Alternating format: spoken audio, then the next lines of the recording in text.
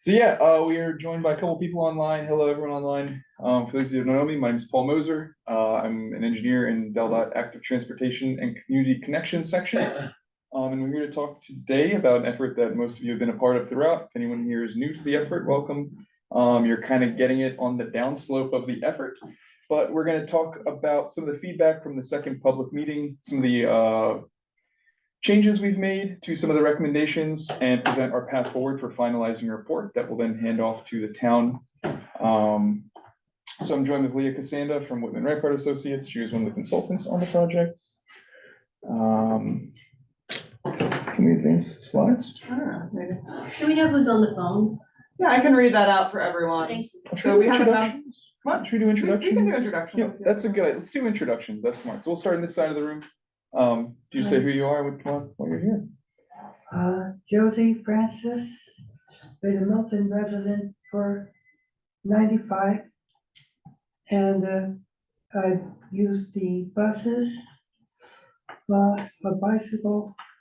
At times I can have trouble walking, so I have to use other means. But I tell you, my main concern is the absence of the 303 bus line. Is the only bus line that goes through Milton, and it never runs or on the weekends. Yeah, so Josie, we're gonna have a comment period at the end where we can bring up sort of comments like that. So if you wouldn't mind holding that thought until the end of the meeting, that would be appreciated. Is that all right? Okay. We do have a Thank you. representative from Dartmouth, so. I'm Randy Meredith. I'm a councilwoman for the town of Milton and the chair of Streets and Sidewalks. Orla Gasper, 316 Union Street, avid cyclist, runner, walker. I'm Mike Casper, his better half, from 316 Union Street. George Cardwell, I'm a member of Planning and Zoning Commission and Streets and Sidewalks, Water Infrastructure, for what's that for. Dick Trask, a member of Planning and Zoning, Chair of Planning and Zoning for Milton. Johnny Hopkins, Fire Chief for Milton. John Collier, Mayor of Town of Milton. Leah Cassanda, WRA. And instead of going through the excruciating pain of asking everyone online to unmute, if y'all are okay, I'm just gonna read off who we have joining us remotely.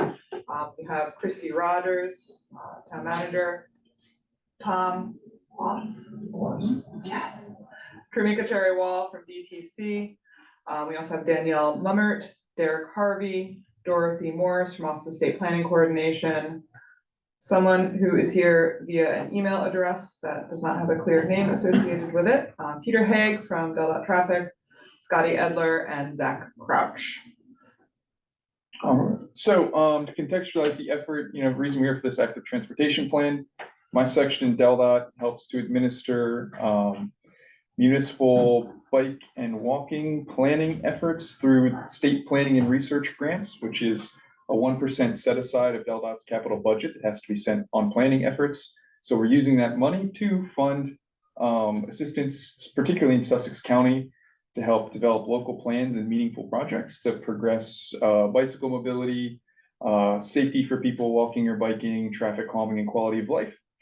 So we've done a couple of these around the state so far, and this is the one we're working on right now in Milton. So we started the effort last year, and yeah.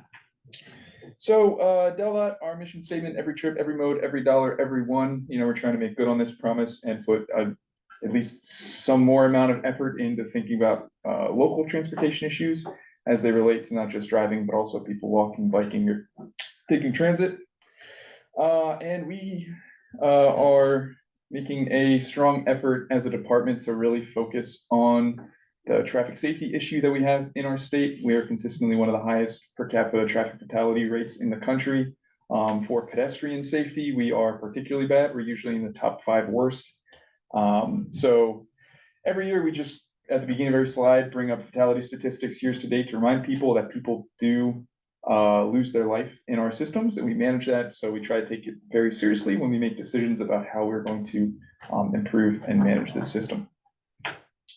So, yeah, since the last time we met, lots happened. We had a public workshop back towards December, and then everyone was in holiday brain. So we kind of paused for a little bit on that effort. We wrapped up a big public comment period from that public workshop. So if you guys remember from that public workshop, we presented a list of recommendations, a proposed kind of low stress cycling grid, a bunch of proposed sidewalk projects, a bunch of crossing ideas. Yeah, we put that out to the public, hear people said, we had a bunch of people at the public workshop. It was very successful. We had an online survey, which was we had it up for about 3 weeks, and then we realized that we didn't properly upload the video of us actually going over the presentation because it was the end of December, and we just dropped the ball. So we re-uploaded that video and then continued that comment period for a month to let people come in and make comments on what we had posted. So online was available, all the boards that we had at the public workshop. Tag group. So this is also involved with a study kind of almost in parallel. It doesn't really feel like it's in parallel anymore. For studying Route 16, we formed this Transportation Advisory Group. This is the names of the people that are on it. Thank you all for coming and your time. So for the summary of the public workshop, I'll hand it over to Leah. Also, since we've been going, we've had Anthony Alio from Pulse section join us, as well as Austin Gray from DelDOT Planning, statewide and regional planning. So what we heard from you all. So firstly, we've had really great engagement around this study. DelDOT's website allows us to kind of track how many people have visited the website. We've had over 1,800. Now that includes people like me visiting the website. So those aren't all pure members of the public, but it is pretty good number of views we got. 132 people took the time to take the survey. So that also includes results we received in writing at the workshop. We manually enter those in the back end. So this is folks who both were in attendance with us in person and folks who looked at the boards online and provided comments after the fact. Also, I know when I take surveys, I'm a multiple choice person. I will answer multiple choice questions all day long, but I never really take the time to write long form comments. So it was really great to see 160 people actually took the time to sit down and write out some comments and let us know what they think. And 48 folks are subscribed for updates. So we use that subscriber list pretty sparingly, usually only to notify folks of general public meetings. So although we post this meeting on DelDOT's meeting calendar and on the website, we don't advertise it broadly because obviously this room cannot really contain multitudes. So this is really aimed at you all. The tag members, we will be refining results and recommendations further after what we hear today before we go back to the general public and advertise that broadly. So of those survey results, the vast majority of folks who took the survey do live in the town, 94% there. And when asked broadly how supportive folks are of the proposed bike network, so I'm making the assumption most of you know what we're talking about here and have seen that. We will be getting into the actual recommendations momentarily.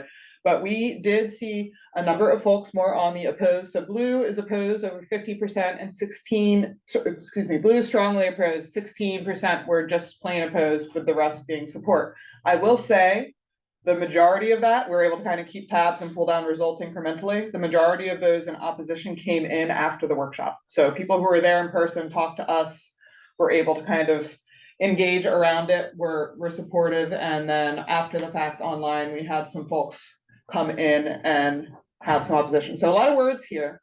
The rest of the survey responses pretty much took each board and said, how do you like the actual recommendations for each board? So you can see in the rows here, each of the survey results percentage-wise from opposed to support.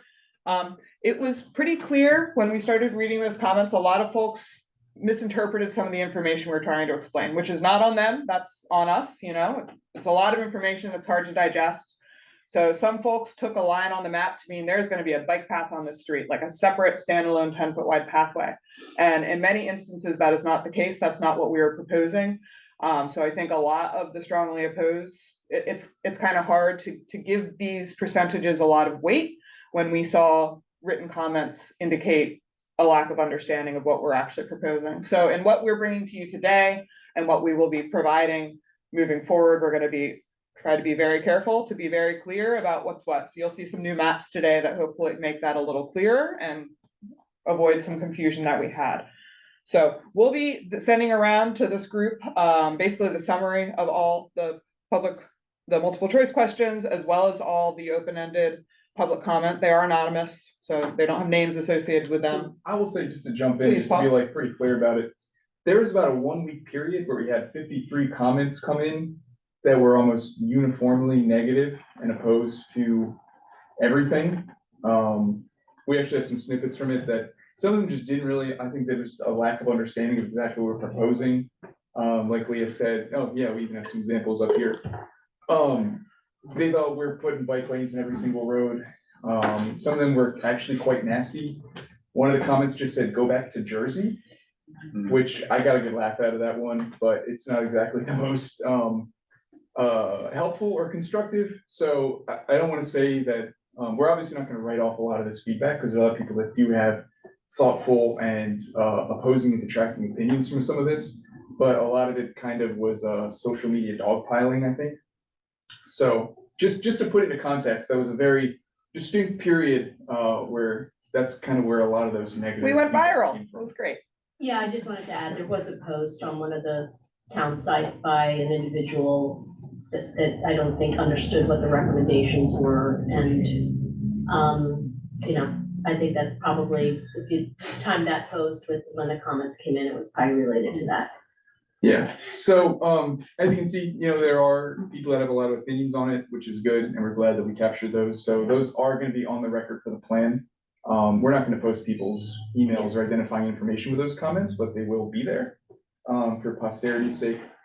So Yeah, so just to walk through some extracted comments from this, you know, I think things we wanted to address on the record with this meeting today. You know, the first comment there is kind of talking about how there's beautiful places to bike in our county, go to Lewis or Rehoboth, right? And that fundamentally, I think, is misunderstanding why, firstly, DelDOT, our transportation providers in the state, are here, right?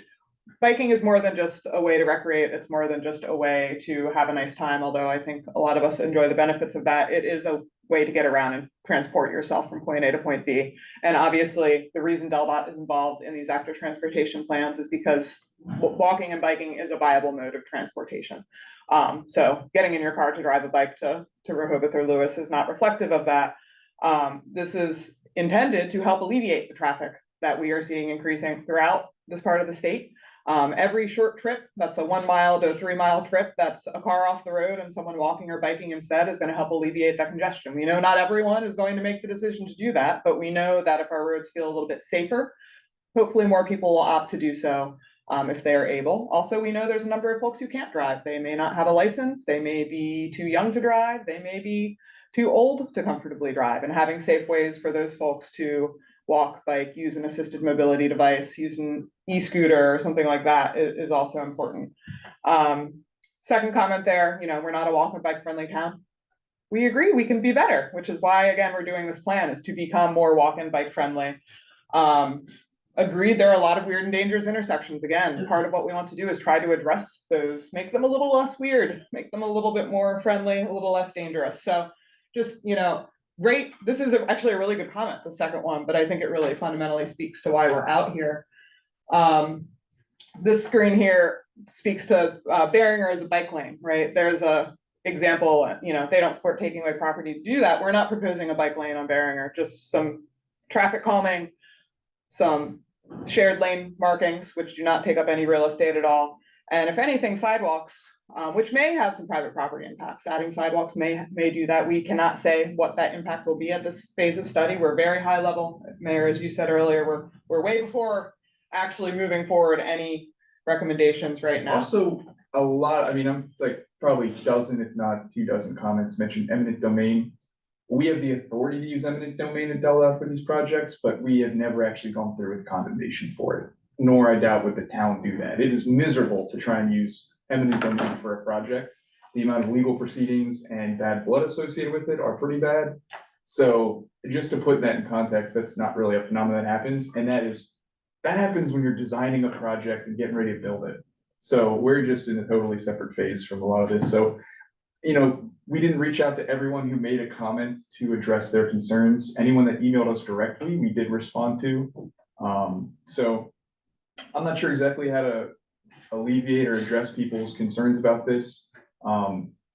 Hopefully they come back and see some of the stuff that we presented and understand what's going on. If not, that's not the end of the world either. So, we did have some nice positive comments as well. Folks from specific neighborhoods are excited about new connections that are gonna provide them better access to the Georgetown Lewis Trail, for example, or excuse me, the Milton Rail Trail. You know, some comments about more biking is gonna be good for public health and also improving quality of life, providing a safe way for folks to get around without a car. So, again, we'll be providing all of these in their entirety, for you all to take a look at moving forward. Paul, I think it's your turn. Want to come back? Okay, cool. So, you know, what we had showed you guys before, was sort of based on what we had initially solicited from this group at the beginning of the effort. What we had done professionally, looking at the town, talking with the mayor, talking with people on council, and talking with people that live here to identify and address different concerns. We then took that to the public workshop. We took a lot of that public feedback, tweaked some of the results. We removed some things, added some things, and now we're sort of showing you the next iteration of what we're gonna propose to this plan. So the first one is gonna be sidewalk projects. So, again, one of the maps we showed, and we'll get that later, might have been a little confusing. So we'd be pretty clear about where we're showing what type of different facility, a facility meaning like a sidewalk or a shared use path. So, a sidewalk, you know, sort of a concrete 5-6 foot wide place for you to walk is sort of shown in white. That's the places we're proposing new segments of sidewalk based on where there's pedestrian activity that we've heard about, where there aren't currently sidewalks.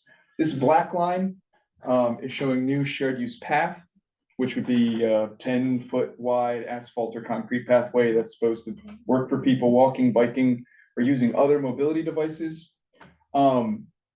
You'll see on the town streets, we're not proposing really the pathways anywhere. For the most part, they're along Del streets, Mulberry, Cave Neck, Off Center, Front Street, Lavinia Street. So we want to just be clear about where we're proposing different types of facilities. There was kind of a misconception that everywhere we're showing this bike network, there's gonna be a bike path. That's not the case. We also proposed a number of different crossing locations, which we'll send out for you guys to review if you'd like to, where we think new crosswalks as well as different countermeasures to make crossing safer or easier might be suitable. So that's a whole suite of recommendations of facilities that we're proposing. One of the things we spoke to with, we met with Christy, and I forget the fellow's name from Public Works that we met with after the second public workshop to talk about different locations for sidewalks. And one of the things they were interested in was not just the conventional long-term build out of sidewalks, but they also were wondering if it's suitable to just do something on the road with cheaper materials that can be put up pretty quickly and sort of designate a space for people walking.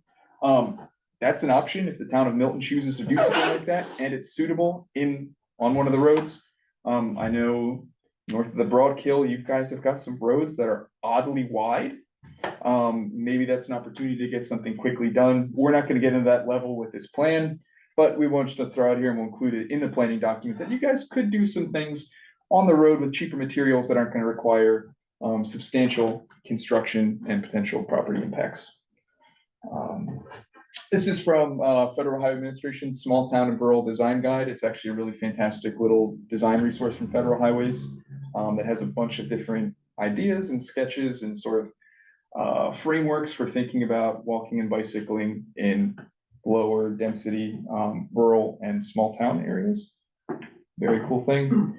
And also with that last map showing sidewalks, we had crossings and recommendations. This is just kind of a wacky drawing showing everything from a very simple crossing, which is obviously a crosswalk. Really not super challenging to do. If it's on a Del State road though, we do have sort of process that we go through to evaluate and make sure that our traffic section sees those as safe and suitable. So if it's on a Del road, there is a little bit more to make that happen. All the way up to more intensive countermeasures such as this, which would be curb extensions or bump outs, which would actually narrow the space with which cars are driving through to create sort of a visual constriction that usually will get people to slow down, at least at that area. And it also reduces the distance to cross. And then we just included, if you guys ever get there, raised crossings. This is something that we've added to our recent traffic calming manual at Del for certain roads. Basically where you have something of a sort of speed table where it's not just a bump that the cars go over, but you know, it ramps up and then there's a flat ADA accessible crossing for people on top of that. So you're not depressing down to a curb ramp, you're just walking straight across. If you guys ever want to get into those, have at it. On major DelDOT roads, you're gonna run into issues with plowing in our maintenance division, but they are fantastic for slowing down traffic and making crossings safer and easier. Do you look at volume at all, when you make a determination between, like, say, 2 and 3? Honestly, this was just a sort of like cartoon sketch to show how So it's not you like could. a warrant study you go through for something like that? No, not exactly. No, it's really, it comes down to if you guys think it's really valuable. Our thoughts and where we sort of put the different grades of crossing recommendations, or is it near a school? Are there gonna be kids there? Are there a lot of kids? Are there people that walk to school? How direct is it? And then does it play a part in sort of a road that collects traffic? So we made the recommendations just based on recommendations from people on this tag and that we've heard from, as well as our own intuition and professional judgment. This is gonna come down to you wanna maintain it, right? And and our South districts, currently, I don't think, in our traffic section even has sort of said that they don't wanna put raised crosswalks on roads that are major plow routes, or I think in some cases even plowed by DelDOT. So we kept this here because there's value to be had, whether or not it's programmatically feasible right now. We still, in my professional judgment, it is useful to consider that in your toolbox. These bump outs or these curb extensions, that assuming the plow operators are okay with that deviation from the curb line right there, which most plow operators should be fine with that. You just have to put some fiberglass posts or something up. That's very conventional in DelDOT's toolbox. So we do have bulb outs that we build all over the state. So this is kind of the realm that you're looking at, with vertical deflection is something that maybe that's for the future. And I mentioned shared use path, which were those black lines, these locations where you have a wider separated, sometimes asphalt pathway.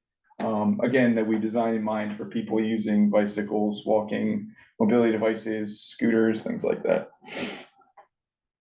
So this is the map that I think caused a lot of confusion and consternation. And like Leah said, that was on us for not explaining that properly. This is somewhat of not a new framework, but this is one of the first times we've published a framework for a mobility plan in this way, where basically we call this a low stress bicycling network, and to explain to you guys what that low stress bicycling network or low stress bicycling means, right? We're trying to get facilities that are appropriate for that road, that reduce what we call traffic stress, like the stress of having a car, you know, going 20 miles an hour behind you, just waiting to get around you. That's a very stressful experience to be bicycling on a road like that.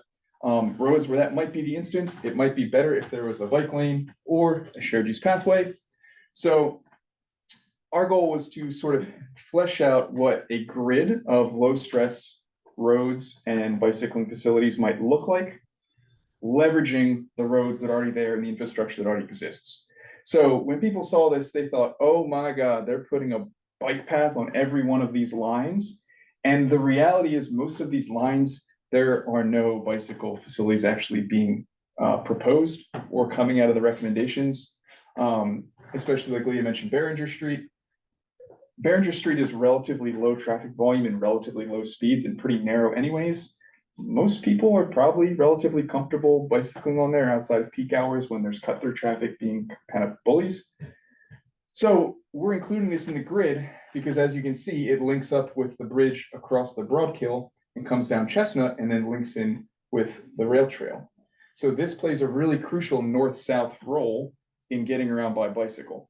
That doesn't mean that we're proposing, you know, anything too outlandish. We did have a few outlandish recommendations down there that we'll get to. But the idea is these lines don't necessarily say that there's a facility being proposed so much as it's part of a network of low stress streets. And we want to develop projects which will connect this grid together and make it a seamless way that people can then get up, down, left, and right and all throughout town. Does that concept make sense? You guys have probably heard this spiel like 3 times already, so you probably at least have some sense of it. We obviously are not doing a great job explaining it. Do you have a map of like what would be generators for bike use, schools, other public facilities? Internally, Shopping center, that sort of thing. yeah, Seems we like have. if the network doesn't doesn't tie those in, then What good is it? it's just Yeah. lines in space. Yeah, so for the most part, right, if you come in over at like HOB or like the elementary school over there, the thought is these alleyways here are low stress roads anyways. And from visually conceptualizing this, we have a map that shows all of the low stress roads, but it's visually clutter. It's a lot of visual clutter. The idea is to lay down what a grid of sort of like the core axles would be to this network, without trying to get too lost in the detail. So, yeah, there is a way to get over here. Put the generators on the map. We can definitely label. Yeah. Yeah, Just sure. show the label, so it's, All the colors the town doesn't have that It many should be generators, so labeled. it shouldn't take long. or What's that? a key or a label. Yes, we get to that, of what they actually mean. Each one of these kind of we set up as like a thematic, like this is like the north-south bikeway, this is like the Lavinia Street bikeway, so we'll get into those. Yeah, so facility types, there's almost nowhere in the like, for the most part, if there's a low speed traffic and not a lot of traffic, most people are comfortable riding on a roadway, especially if there's like, maybe parking on both sides, there's trees, there's no pavement markings, it's relatively, most people can bike on there without too much stress.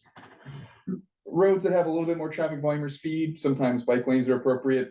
There's really no space for bike lanes on any of your roads where you would need them into town, which is why we looked to, instead of do something on Mulberry or Union Street, we looked over to designate one of the roads that is already low traffic and low speed, that we could just keep the existing roads. And then the roads where that's not appropriate and you really need something, shared use paths are sort of the more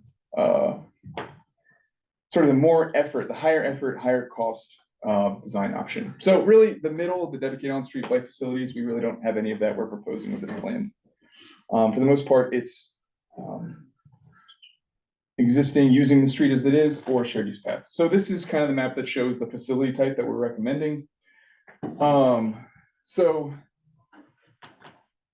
light green solid or light blue solid is existing shared use paths. You have the rail trail, little section, the bridge over there. The dashed blue is proposed shared use pathways. So there's areas we're proposing pathways either along the road or off of the road. You'll see, for instance, one of the recommendations was to do a shared use pathway through the behind of the cemetery there. We'll get to that in a little while. That would be a shared use pathway that is off of the roadway. That's a new connection. So as part of this north-south bikeway, that would connect you up to the shopping center. So that's a separated shared use pathway. And you'll see along Lavinia Street, we have here a shared use pathway that's along the road. So even though it's still a shared use pathway, they're distinctly different because one's alongside a road, one is in its own alignment. What's shown in purple here are the roads where we're really proposing, you don't need to do anything for bicycling for the most part. We would recommend maybe some changes to pavement markings, but no bike lanes, no extensive infrastructure. You can do wayfinding signage or some sort of thematic branding to tie them together if you really wanted to.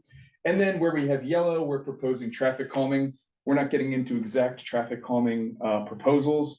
We did do a little bit of a sketch based on our chat with town manager Christie and her staff for the downtown area, but Behringer and Bay Avenue, those are broad recommendations to make those streets safer and slower for people walking, biking. There's a lot of kids walking to the school or the Little League, and a lot of people using those roads. Paul, if I could add, we did receive comments about Behringer being high speed, right? And right now, we consider that a low stress street, but stress is dictated, as Paul's been saying, by vehicle speed. So if you do have a speeding problem on a street, even if it is a relatively quiet neighborhood street, it doesn't count as low stress and those shared lane markings don't work. So one way to ensure that cars are driving slower and more respectfully is adding in those traffic calming measures. But really, you don't want to go above and beyond and do more than you need to for maintenance reasons and other. But if you do have a documented speeding problem, you do have neighbors who are saying, even this, it's not an appropriate place to bike, people are driving too fast, that's when perhaps you may want to consider getting into more of that. Thank you. Does anyone else have any question about this map, what we're showing here? And again, I know it's hard, a lot to take in at once, and we'll distribute these materials afterwards, but any initial reactions? Some of these are on private streets.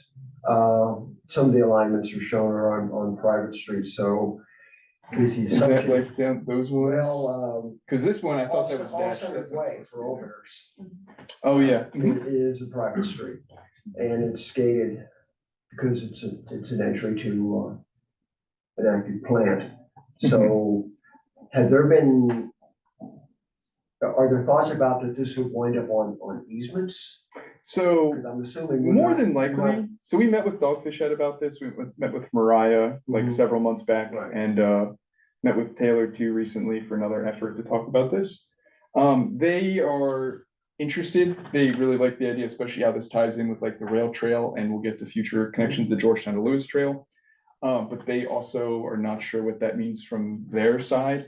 Legally, they want to make sure that they're covered from an insurance and a It's what liability Boston standpoint. Brewing thinks, not just Mariah. Yes. Oh, yeah, and it's just, at this point, it's a high level recommendation. Again, actually how that gets executed and how that ends up in projects, that's for you guys to figure out going forward. If it's actually something that you want to do, we're basically gonna say, here's the programs that could make that happen. And we're documenting that we think it's a good idea from this perspective, especially with all of the new development coming in there. But yeah, it would require some partnership with the public sector or the private sector. Usually, I mean, when DelDOT builds something like that, we'll do it on easements.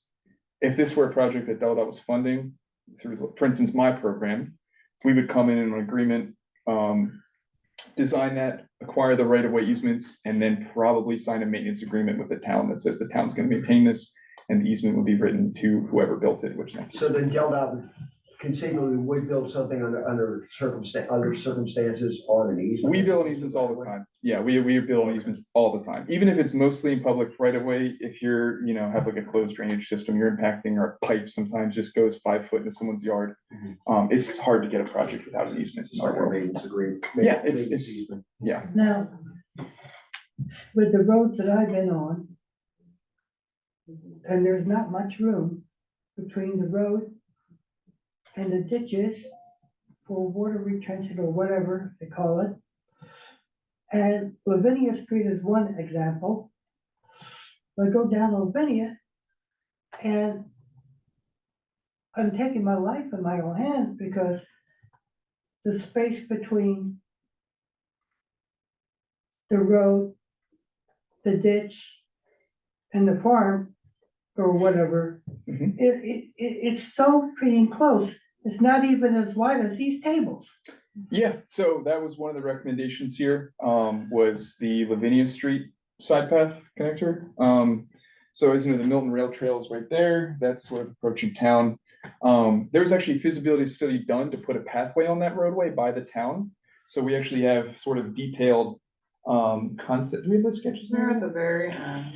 Okay, well, just because you brought it up, we're gonna skip ahead, and spoil the surprise. Oh my They were, gosh. maybe where they're is not, it? they went away. Okay, we'll get to it later, but yeah, we're proposing putting a 10-foot wide shared use path, which would require easements, it would require a substantial amount of construction.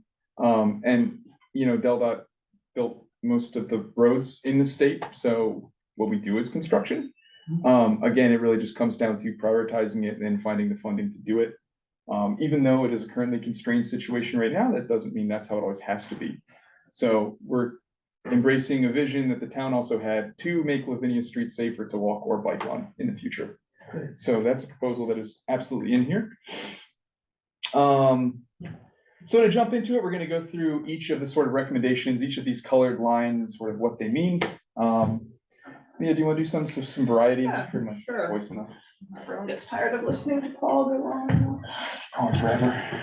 All right, so I think many of you are familiar with this map and how we kind of had these boards laid out for the workshop. And to your point, George, about kind of the constraints, each of these have very localized constraints and issues. So for the final report, in addition to the map and these high level descriptions, we're gonna have like a whole matrix that outlines like kind of like environmental issues, drainage issues, like high level, but just to kind of set up the constraints and private property impact, et cetera, et cetera. So that will all be rolled into the final. Obviously, we're keeping things pretty high level here in a PowerPoint. But obviously you'll have an opportunity to review that draft and point out any other, y'all have a lot of local knowledge we don't have, so there may be more things to add to that list, but this is the very high level. So right now, looking at this west side shared use path, this is an area no one really sees very often. It's on the back end of shipbuilders. And the reason the top half of it is shown as a dotted line is because this really only would make sense if you do have a development coming in to this parcel, if and when that ever happens. If that this is not saying anyone is interested in making that happening, that is just saying that if this develops, it would make a lot of sense to give folks living here a way to get into town without having to drive on 16 and around, because it's very unlikely that they'd be able to have a road tying in due to the water down here, right? So again, this is just saying, hey, long-term, documenting it, it may never come into play. Just a thought that it would be a valuable connection. And I imagine if kids here are feeding into HOB, would be a lot of sense for them to be able to get to school without having to be bused or walk all the way around. This lower part here may make sense a little sooner. It may make sense. There's a existing road here.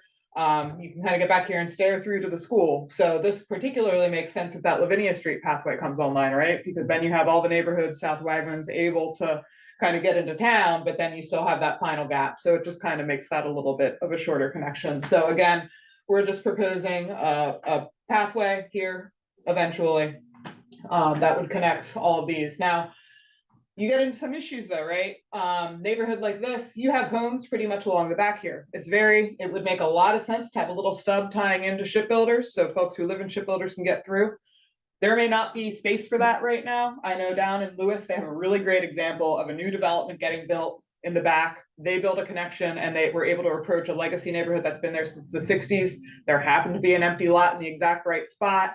They have a great little connection that's right behind the new Lewis Elementary School that basically cuts folks out from having to bike all the way around town through the heart of Lewis, east-west to the trail. So we'll include that example in the plan just for how these little short connectors can start to make sense, and that'll come into play later on too. So that is the thought for that west side shared use path. And moving a little bit further east, Mulberry Street, Paul alluded to this earlier, that is a state street. This is one of the places we are proposing that 10-foot wide shared use path shown here. So there's a little section rendering of about what that would look like.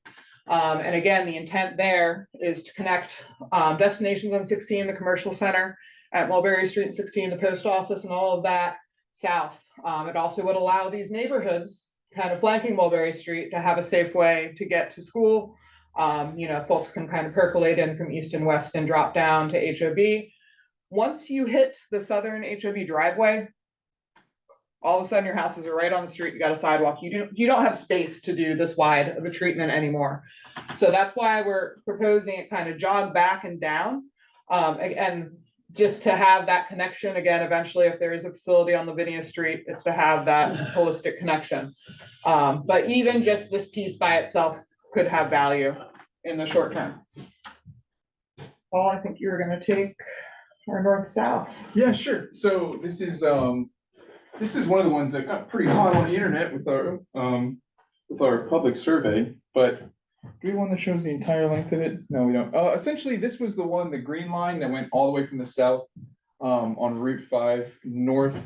It crosses at the fishing pier there, and really plays a pretty critical role. In my time biking around here or walking around, you'll see a lot of people coming up and down here to get around town because it gets you off of the busy roads. It's quite nice as it is right now. So our goal is to make that more convenient and more tied together. So we're proposing two main things on here, one down here just past the fire hall, and then the other coming up through the cemetery here. As you guys know, you come up Behringer and then it kind of dead ends the T intersection. So our first proposal was to probably get an easement through here and then go on the cemetery property with a pathway to then connect right up to Union Street Extended, I think is what that's called, with a median island. So I have a really nice pedestrian mid-block median island crossing there. And that would allow you basically just have one straight shot to get all the way up versus right now, if you go up Behringer, you have to turn over and either go up Palmer. Yeah, you have to go up Palmer and then sort of snake over. It's a bit inconvenient.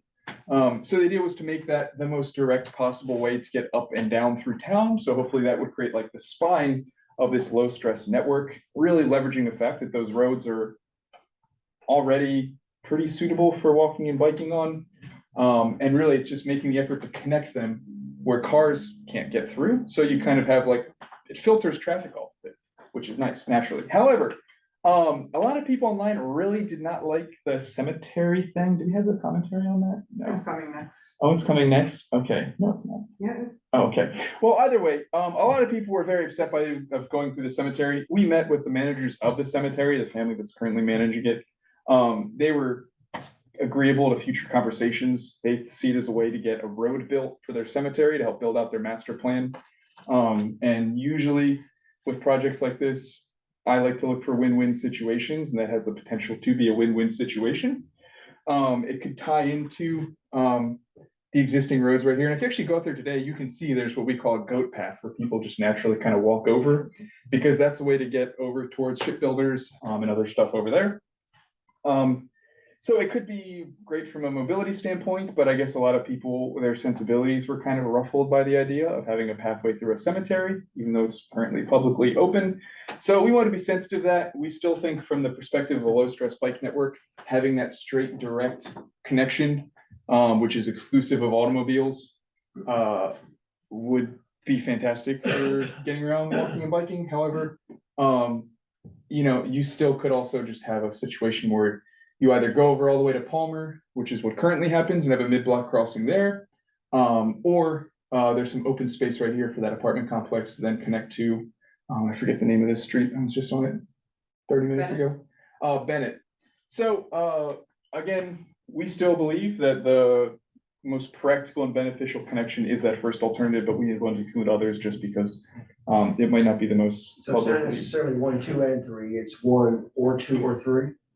To some extent, I mean, it's up to you guys. If you see it as valuable, I think having a mid-block crossing at Palmer is valuable regardless, and here. I think both of those are very crucial, but it really comes down to where people are going to be approaching from the south from, and whichever road that is, make sure that crossing at 16 is good there. So Crossing at 16 is right at the new apartment complex. Right. And therefore, and also where a couple of fast food restaurants are going in that are right along 16. So there'll be people accessing that area quite a bit once the apartments are completed and the fast food restaurants are completed also.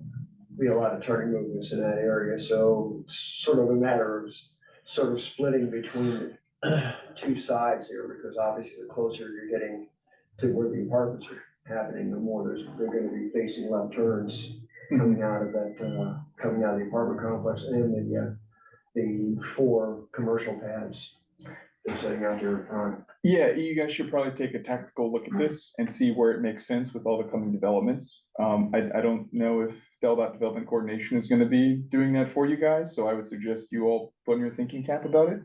I know currently there's Give us the traffic studies and we can figure out how to do it. Yeah, we're also doing the SR16 corridor study, so that is going to be taking a look at short-term and long-term improvements Throughout there for one study, in and light of all of this, then so. they just bleed over to the other. yeah, so There's a also similar situation on Lavinia Street because of the granary going in right across the street. And that's going to be 1,350 houses over the next 20 years. yeah, So it's good to plan for this now. right in town. Right. Yeah, So- so there is, I think, the first recommendation, I mean, I've done some concept sketches just for fun, but there is space, I believe there's a left turn lane, and then the other side, there's kind of a gore area where there's double yellow pavement markings, kind of creating a space where there's not a left turn to go into where that little stub street is. So it could be suitable for a short-term rate. Obviously, it'd be nice to have a big project on 16 to make everything perfect. But in the interim, having these sort of like focused recommendations to do mid-block traffic crossing islands, that's very conventional with Dot standard operating procedures. Plus So- traffic on 16 in the summertime is pretty heavy. Do you do crossing islands when you got posted 35-mile-an-hour speed limit? And one posted 55, sure. The higher the speed, the more you want to have an actual island versus an uncontrolled like a crosswalk, right? Because that gives the people walking, And the islands, space ones to- with barriers you can and cross all one that. lane of traffic, you're in a relatively safe space. Look the other side, cross the other lane of traffic. So we'll combine that with flashing beacons. We have all sorts of stuff we'll do. The one Say most problem, places where I see travel crossings like that are, it's already posted 25. other than maybe on Route 1? We have many mid-block crossing islands on higher speed roads. We have one on Poly Drummond Road in Newark, where we put one of the first rapid flash beacons. That's a 50 mile an hour road, probably 60 mile an hour travel speeds. It's at the crossing of the Judge Morris Estate, and that performs beautifully. The problem with Palmer Street is it's wide enough for two buses to go across side by side. But when you come to just the area just before 16 it gets across, that road narrows Yeah.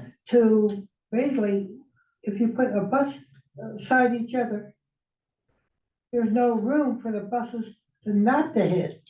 Mhm. It's crazy. Yeah, so we're recommending sidewalks on that road just because there's a bus stop, there's apartments, there's a lot of traffic there. It was That's where identified it by the was. city too. With the towers. And you're right, this section down here where there's the curb and gutter kind of makes it would be a lot easier to fit in something, but then as you get up top, it looks like the rest of the town streets. So Right. we, again, from this effort, from planning standpoint, we see it as valuable. Again, coming down to those tactical project level decisions, that's gonna be at the decision of when the town wants to address them and how they're gonna address that. So, as Mayor knows, that's when it gets, when reality meets the road, it gets challenging, but at DelDOT, that's our bread and butter, we deliver projects. So, nothing's really impossible. I mean, some things are impossible, but most things aren't impossible. It's just how much effort, how committed to you are, and what funding do you have to achieve that goal? And do you really want to? One response I wanted to have to your comment, George.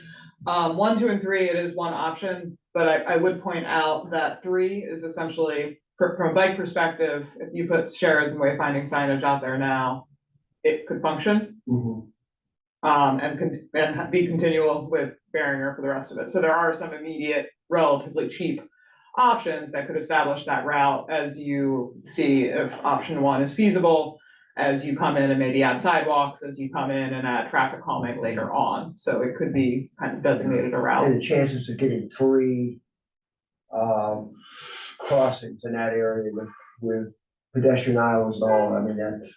I would That agree just that seems 1 and extremely 3 combined make more sense than 2, like 2 is a dead end, Yeah, so that's right. if you 2 don't is have kind a of a weird connection, one. 2 is a dead You're end. probably getting 1 mid-block crossing in that area, and that would be it. So it's a matter of how much traffic or how much pedestrian use or bicycle pedestrian use are you gonna be able to funnel into that one to rationalize both the public expenditure to do the work, and then just the fact that if a motorist has gotta see 3 or 4 of these things in a row, they're gonna blow off 2 or 3 of them. They're just not gonna. It'll be like the Forgotten Mile and down in Rehoboth.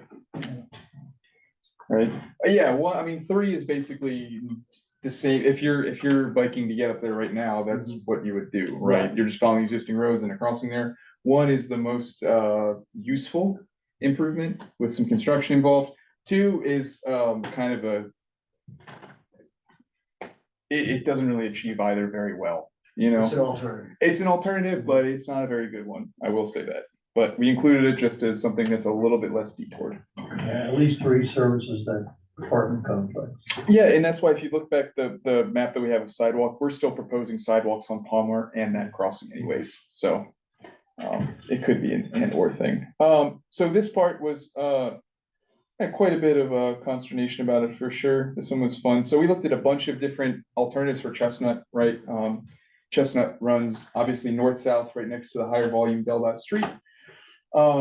It gives you access to the bridge right there, and there's a lot of population, schools right there, dogfish heads right there. So it's constrained, we're probably never gonna move the curbs on that street. Just, it's sort of a legacy. What is it you say, Mayor?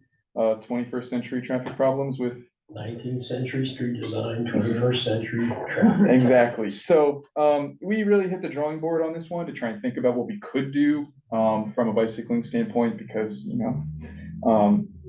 that's what we do. We came up with 3 alternatives we presented at the second public workshop.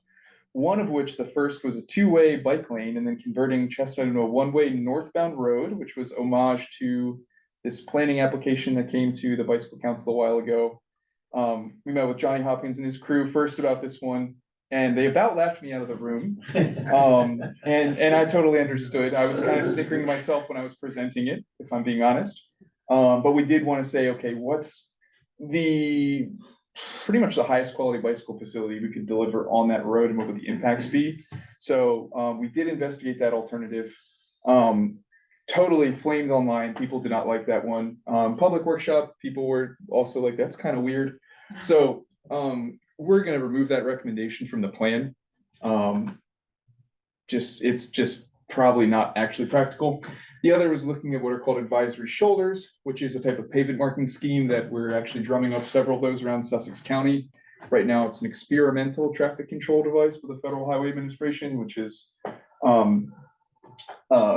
it's technical, but it's a little bit more complex to do that, but we want to investigate that. Essentially, these were called advisory bike lanes with we put dashed lines on both sides and stripe them kind of like bike lanes.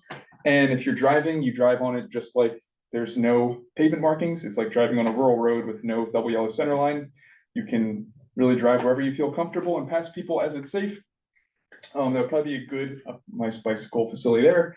However, it would require restricting on-street parking, which it seems that there wasn't much appetite to do. Well, there was actually some appetite from some groups to restrict on-street parking, and there's not appetite from other groups. And in the short period of time we have to develop this plan, I'm not trying to figure that out for you guys. So we're going to include that as a potential, but the recommendation for you, have something in mind? I just wanted to make a comment about Chestnut Street and on-street parking. There are a number of homes on Chestnut Street that do not have driveways.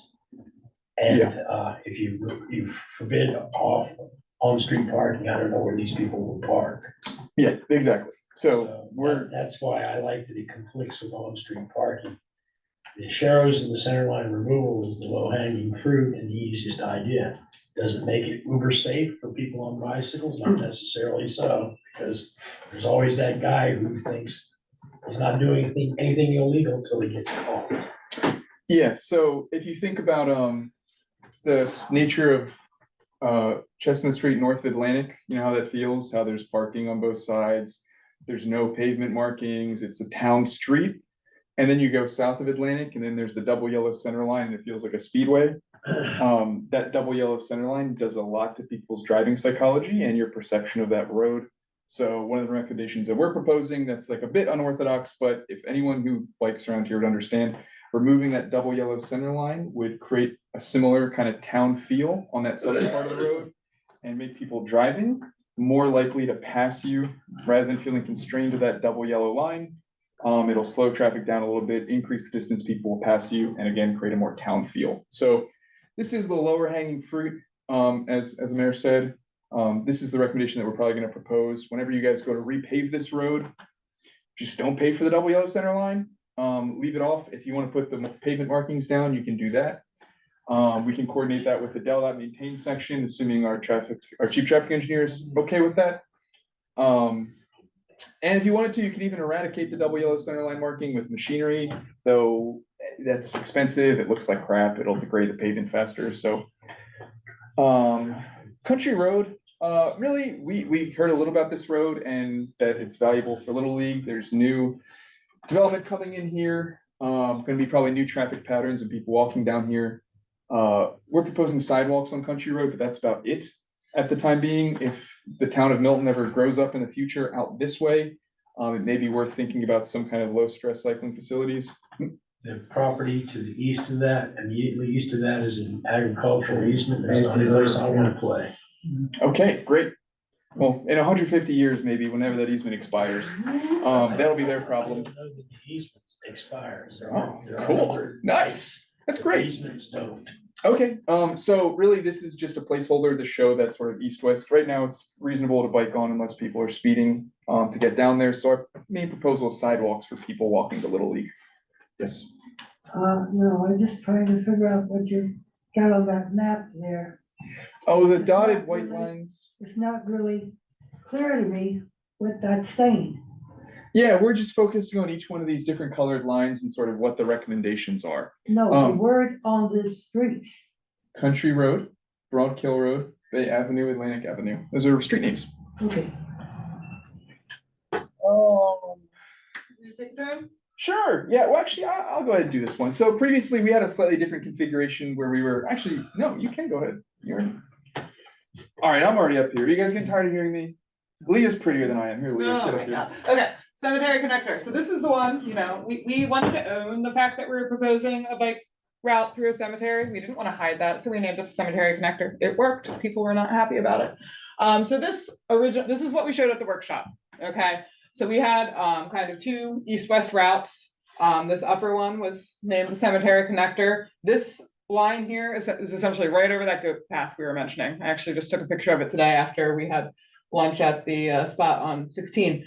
So folks right now are doing this. We've seen people bike through here. They're coming to the dead end, biking in and over. So again, our preferred Beringer route that Paul mentioned is coming in kind of skirting the back edge of the cemetery here. And this was intended to intersect that and provide that east-west connectivity. We have another great quote expressing some folks who have family interred here who are not pleased with this idea. So as a result of that, the other alternative we explored was along Atlantic Avenue. So again, this would not be a pathway. This would just be the shared lane markings, traffic calming kind of thing. And Sidewalks too. Sidewalks and sidewalks. On one side or both sides. But as you know, Atlantic stops at Union. It does not cut through. So the value here would be the potential to provide a straight shot connection. After talking to folks who live in this area, that's not going to work out, which is fair and reasonable, which means in order for that to be that east-west, we'd have to come over and down and over. And again, once you lose that kind of straight shot direct connection, it becomes a lot less valuable. So what we elected to do in light of all that public feedback was kind of consolidate the two. So you can't, the next map kind of zooms in a little and split the difference and use Bay Avenue instead. So instead of really focusing on Atlantic as that primary east-west, consolidating and having Bay Avenue as the recommendation that we'd like to advance and include in the plan. So that would essentially be a straight shot connecting Country Road over to Mulberry Street. We already heard about a pathway on Mulberry. So once folks get that far over, they'd be able to jump on the side path to access HOB, head north up to Shipbuilders. They'd have that low stress connection there. So again, what we'd be proposing on Bay Avenue, not a bike pathway, something like this, you could do 2 or 1 sidewalks with shared lane markings and traffic calming as necessary, based on what the community is observing with how cars are behaving right now. So that would be kind of the straight shot. We did hear when we were doing outreach and at the schools, a lot of families back here are walkers who are trying to get over to HOB. And a lot of them are doing this movement. So you'll note there are these icons. We are still proposing improved crossings for people who are walking down on Atlantic. This isn't to say don't do anything on Atlantic. It's just to say the preferred east-west bike route would be Bay. And again, that could be indicated by signage. A point of Yes. detail. Bay Avenue goes to Willow. Yes. Then to Mulberry. Yes, thank you. So this segment of it between Union and Mulberry, correct, is Willow Street. Yeah, we'll add that label to the map. Thank you. The rear of the apartment complex, up in the right-hand corner there, Cypress Grove? yeah, the rear entrance or exit out of there is right on Bay Avenue. Yeah, that's a great tie-in too, I think, Which because means there's gonna be more traffic Yes. on that road. more traffic, yes. Can I just say in particular to this comment? Mhm.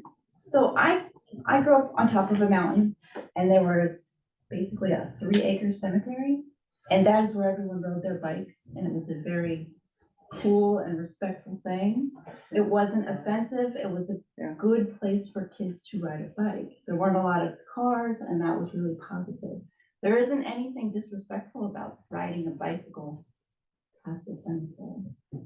I just want to say that. It's not an offensive thing. Yeah, no, I think it's a very personal thing. Obviously, when Yeah. it comes to matters of religion and the spirit, we all have very different stances. So, if you know anything about cemeteries historically in America, they used to be a place to go have a picnic. And they're the So best ever. that was what. We have, there's Luther Gardens, Uh-huh. and that is a senior housing development. Then a little over, there'll be Luther Towers. That's where I live, Mhm. on Palmer Street. So between there and there, Palmer. right, there's very little So we say, very, a lot of people do, and trucks, large ones, use that. You. Use Bay Avenue, Right. yeah. So I guess that's a question then, is Bay Avenue low enough stress right now based on what everyone is experiencing to allow for a treatment like this to be appropriate? Mr. Hopkins? Quick question. Yes. I hear you're talking about the focus of Bay Avenue for the throughway, bike path, whatever. But what about Atlantic? Because, I mean, growing up here, I know that was a pretty well-traveled to the ballpark. And hopefully, maybe not so much to the VFW too. American Legion, but the ballpark's a pretty popular destination. So are we still talking about sidewalks and things there as well? Sidewalks are still in the recommendation for Atlantic. Yeah. So really, this is just for that sort of like bike network that's gonna connect over potentially with future connections development I on think, the. Paul, we west had that side. conversation about the ballpark in our. Oh, that's why we And focused on Atlantic, was from that conversation. Yeah, and there's nothing to preclude the town from putting sharrows on more streets. I think the idea for the markings and the signage is for folks who maybe don't bike right now to have a preferred route, or to say, hey, this is a way I could go, this is a way I could travel. Folks who bike all the time and bike everywhere know those streets already, they're using them already, they're making those connections without these improvements. This is more just a little bit of assistance for those who maybe aren't quite there yet, right? Josie? Yeah, I'm just concerned about my fellow seniors Mhm. who not only use these scooter wheelchairs between Luther Gardens and the Luther Towers, Mhm. and to get back and forth to the Dollar General Okay. and the Food Lion and some Yeah, other up this things. way. So, Right. so we are proposing sidewalks on Palmer Street, which should be a really great connection for you and your neighbors to Mhm. stay on sidewalks. Anytime sidewalks are constructed, they're required to be ADA accessible. So they need curb ramps that are at the appropriate grade, and will allow for folks using, they got a jazzy chair or a wheelchair or whatever it may be to make those movements. Yeah, Okay, so that's a high priority. So that's kind of the next step from all this is like, okay, we have a lot of ideas. Where do we direct our energies and our resources? And I would encourage you all to think firstly about those who rely on walking and biking the most, which is going to be our young people and folks who are maybe are no longer driving and are reliant Right. on a wheelchair to kind of target those investments. We can help start that dialogue. We can make some high level conclusions, but at the end of the day, that's going to be on the town to seek funding and for which projects and how you kind of triage that. Not gonna get it all done at once, that's for sure. Thank you for your last comment. Not gonna get it all done at once. If we have a system that has been it's been a generation in the making, and it'll be a generation to improve, but if we don't start, what's the saying about the tree? Better to plant it 20 years ago, next best time is now, something like that. We had talked about Lavinia already. This town has already done a study. The limits of that, I believe, were from name of the street, neighborhood street. Anyone know? That's West- West West Shore Wag, Drive. Wagman's West, over Wagman's and tying in up to Mulberry. Yeah, it doesn't take you all the way to Mulberry, not as a path. There's a little bit of constraint Yeah. with right of Right way in through here. there, so what you see that loop is Yeah. carried to Lake and Yes. then out. Yep. So essentially, this plan is endorsing that study. It's folding that plan into a further connection. So we're basically saying it would be great to continue that further west, especially with the granary and all the development coming in out towards Sand Hill Road, as well as figuring out how to tie that into downtown. And Mayor, it still doesn't connect the bike path in Milton to the one that goes through Georgetown and Lewis. we're gonna talk about that in a minute. We will, because I agree, that's very important. So essentially, once we tie in a pathway up to Cary and Lake Drive, it will be, again, just that on-road treatment with sharrows. Again, and that really is where folks may get confused. If left to their own devices, they're probably gonna keep going straight out to Mulberry, and that's not a great place to be biking, Mulberry on that hill there. So we wanna pull folks off there. So these are real, like, a connection like this is really where that wayfinding signage and marking is more important. For those of you who have done a lot of biking down in the beaches, where the Junction Breakwater Trail ties into to Rehoboth near Revelation Brewery, it kind of jogs onto a really quiet little neighborhood street from a trail. So it's similar to that. You just want folks to not get stuck here, especially if someone's riding with young kids. You want them to come off that side path down into the lower stress neighborhood streets along here, where again, the treatment would be something much more similar to the Sharrows and have an existing sidewalk as a resource as well. Ice cream there too. Is there ice cream? No, Ice that's cream truck further over. It's wishful thinking. Well, we're not there yet. Now we're at the ice cream. Okay, so continuing east. So that would continue kind of up to Magnolia, right near the public parking lot, right out front here. Crosswalk improvements through here. The street does lots of really silly little jogs. So biking through here may need some improvements. And we have an interesting idea right down here that might require some coordination with the Historical Society. So we're going to share you an aerial soon.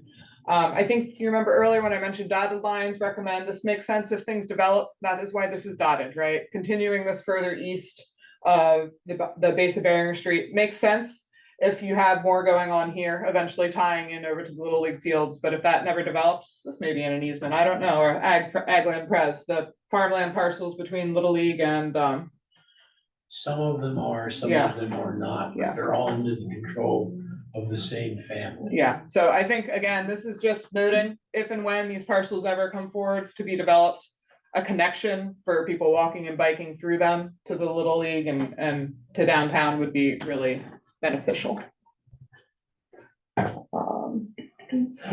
So that leaves us to downtown, and this kind of zooms in a little bit. And so we were just talking about our east-west along Magnolia. I'm going to show you a vision of what this could look like here momentarily. So this kind of ties a bunch of our network together right in and around the library here. The east-west Lavinia to Magnolia connection to Chandler Street to the base of Beringer. We have the great bike connection that exists right now over the bridge in the back end.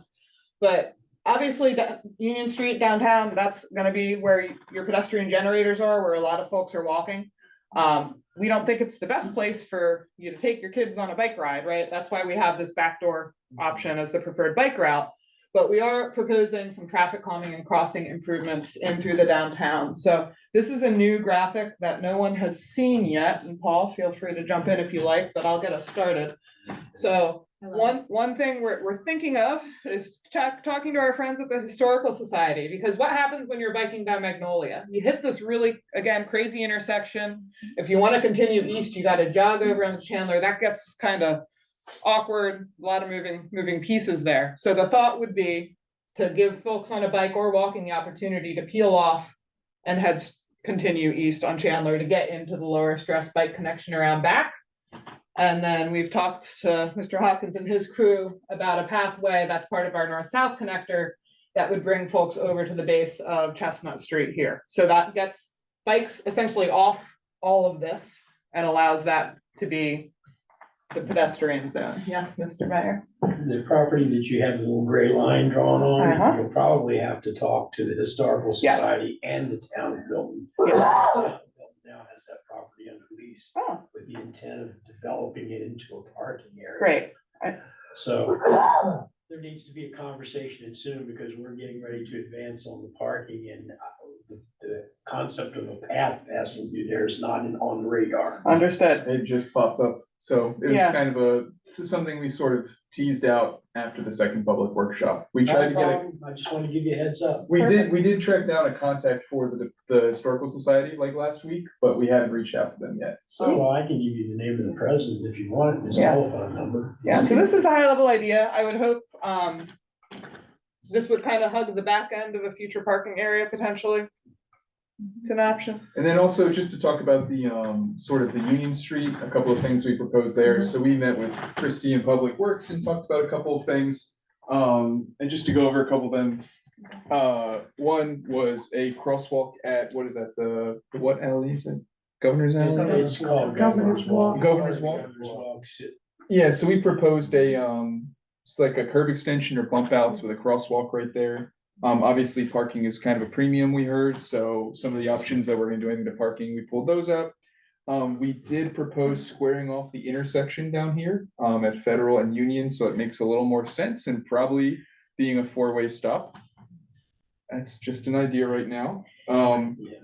So that one, just to make it a little bit safer and more coherent, it's one of the weirder intersections in the state, in my opinion.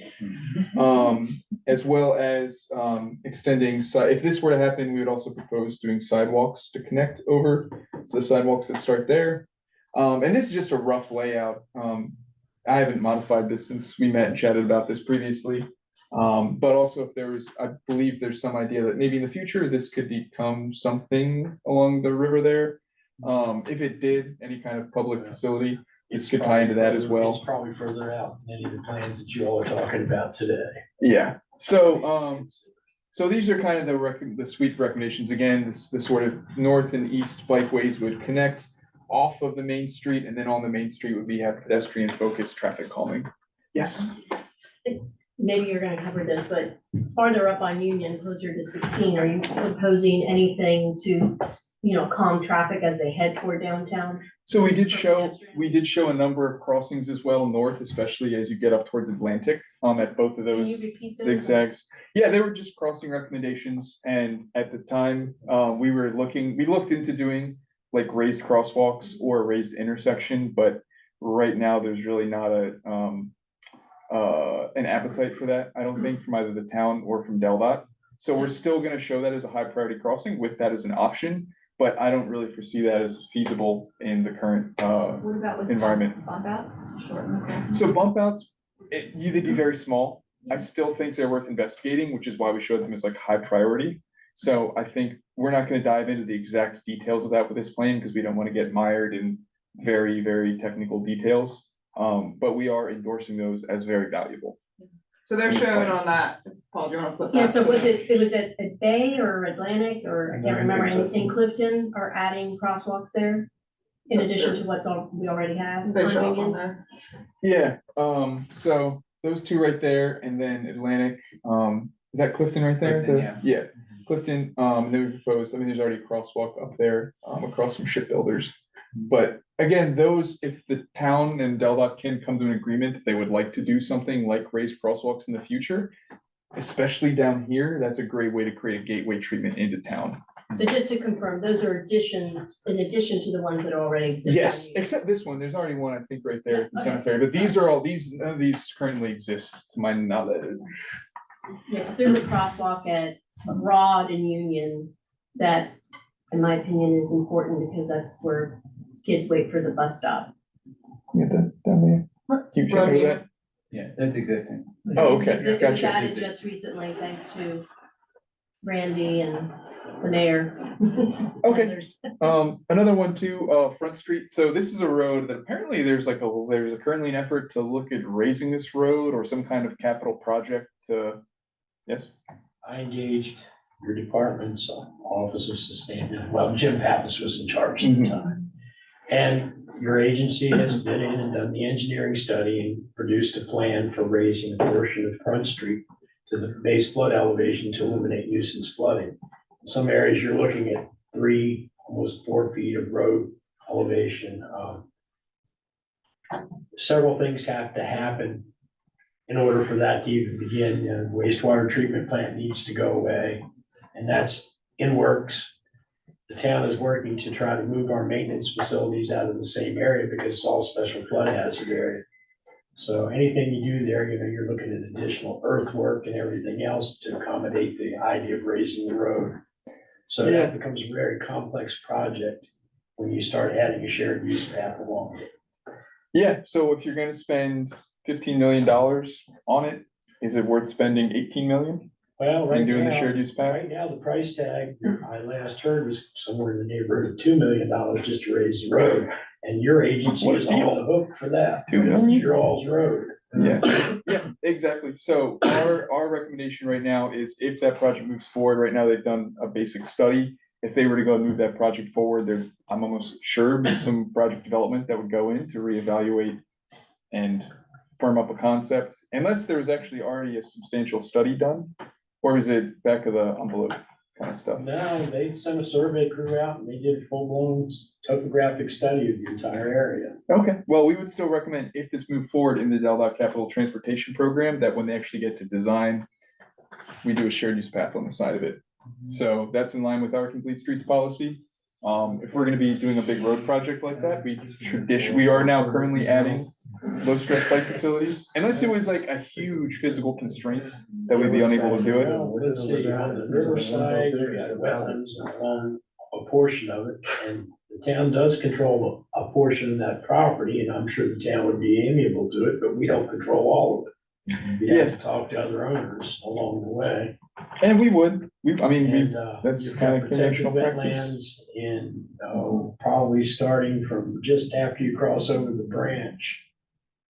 Brown Pole Bridge Branch, you've got protected wetlands, at least from there to the wastewater treatment plant. And I don't know what they would say about the area the wastewater treatment plant is on today, because it was built before anybody gave a hoot about wetlands. Mhm. So, there's a lot of obstacles along that way, and I'm not trying to discourage y'all, but when you start talking those things, the price tag goes up immediately. I'm happy to have the road raised and not have the nuisance flooding. I got a fire company that's gonna have to serve a lot of homes out that way, and if that road doesn't come up soon, they're gonna have to go a mile out of their way to serve homes a quarter of a mile from the firehouse. Yeah, so from our planning perspective, especially with the new population coming in here, we see that as a valuable connection. So when it comes to actual implementation, it's gonna be a bear to try and get it done, but we still see it as valuable. It's something we'll shake out as we get into project development in the future. Milton Rail Trail extension. This is an idea we've chatted with Johnny Hopkins and Mariah about, which is, as you guys know, the Milton Rail Trail Phase 2 comes to Federal, Phase 1 goes to Chestnut, but then it kind of ends. We're proposing that continues through to that parking lot and then either interfaces somehow with the Dogfish property or just lets you off in that, whatever that, what was it, something village, Cannery House Road? Canning House Road, which is a private street. Yeah, so yeah, that would be our connection, would be to tie into there, call it Phase 0 of the Milton Rail Trail. And then this is another one that kind of came, it was more high level visual. We spoke about this one earlier, some kind of shared use pathway, probably along off-centered way to connect into town for that new population coming in up there. And then in the future, if there's ever a Deldot capital project on Cave Neck Road in like 40 or 50 years, maybe do a shared use path on it. There's a lot of heavy trucks going in and out of the off-center. Way. That's why we would say it would be a separated pathway on Yeah, that road. because all of Dogfish's big trucks, they go up and down that road. A lot of them come right through the middle of town. This one was sort of the southern connectors, and really the crux of this one entirely. These are just kind of visual to show how it connects into the local roads. Would be a connection between Cannery Village and Heritage Creek, which the town applied for transportation alternatives grants to do that. So that could be a first early action on this if that moves forward, as well as a connection to the school. And then, yeah, looking at future intersection improvements, roundabouts probably make sense. Again, that's gonna come down to like a later date to evaluate those and actually see if they're gonna happen. And there's no bus stops between,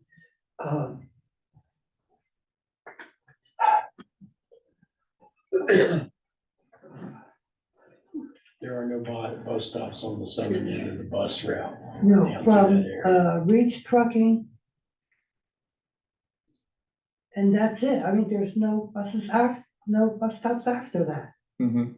And there should be at least a few more bus stops between Reach Trucking and Dewey Beach Pier, as well as down 16 from the post office into Ellendale.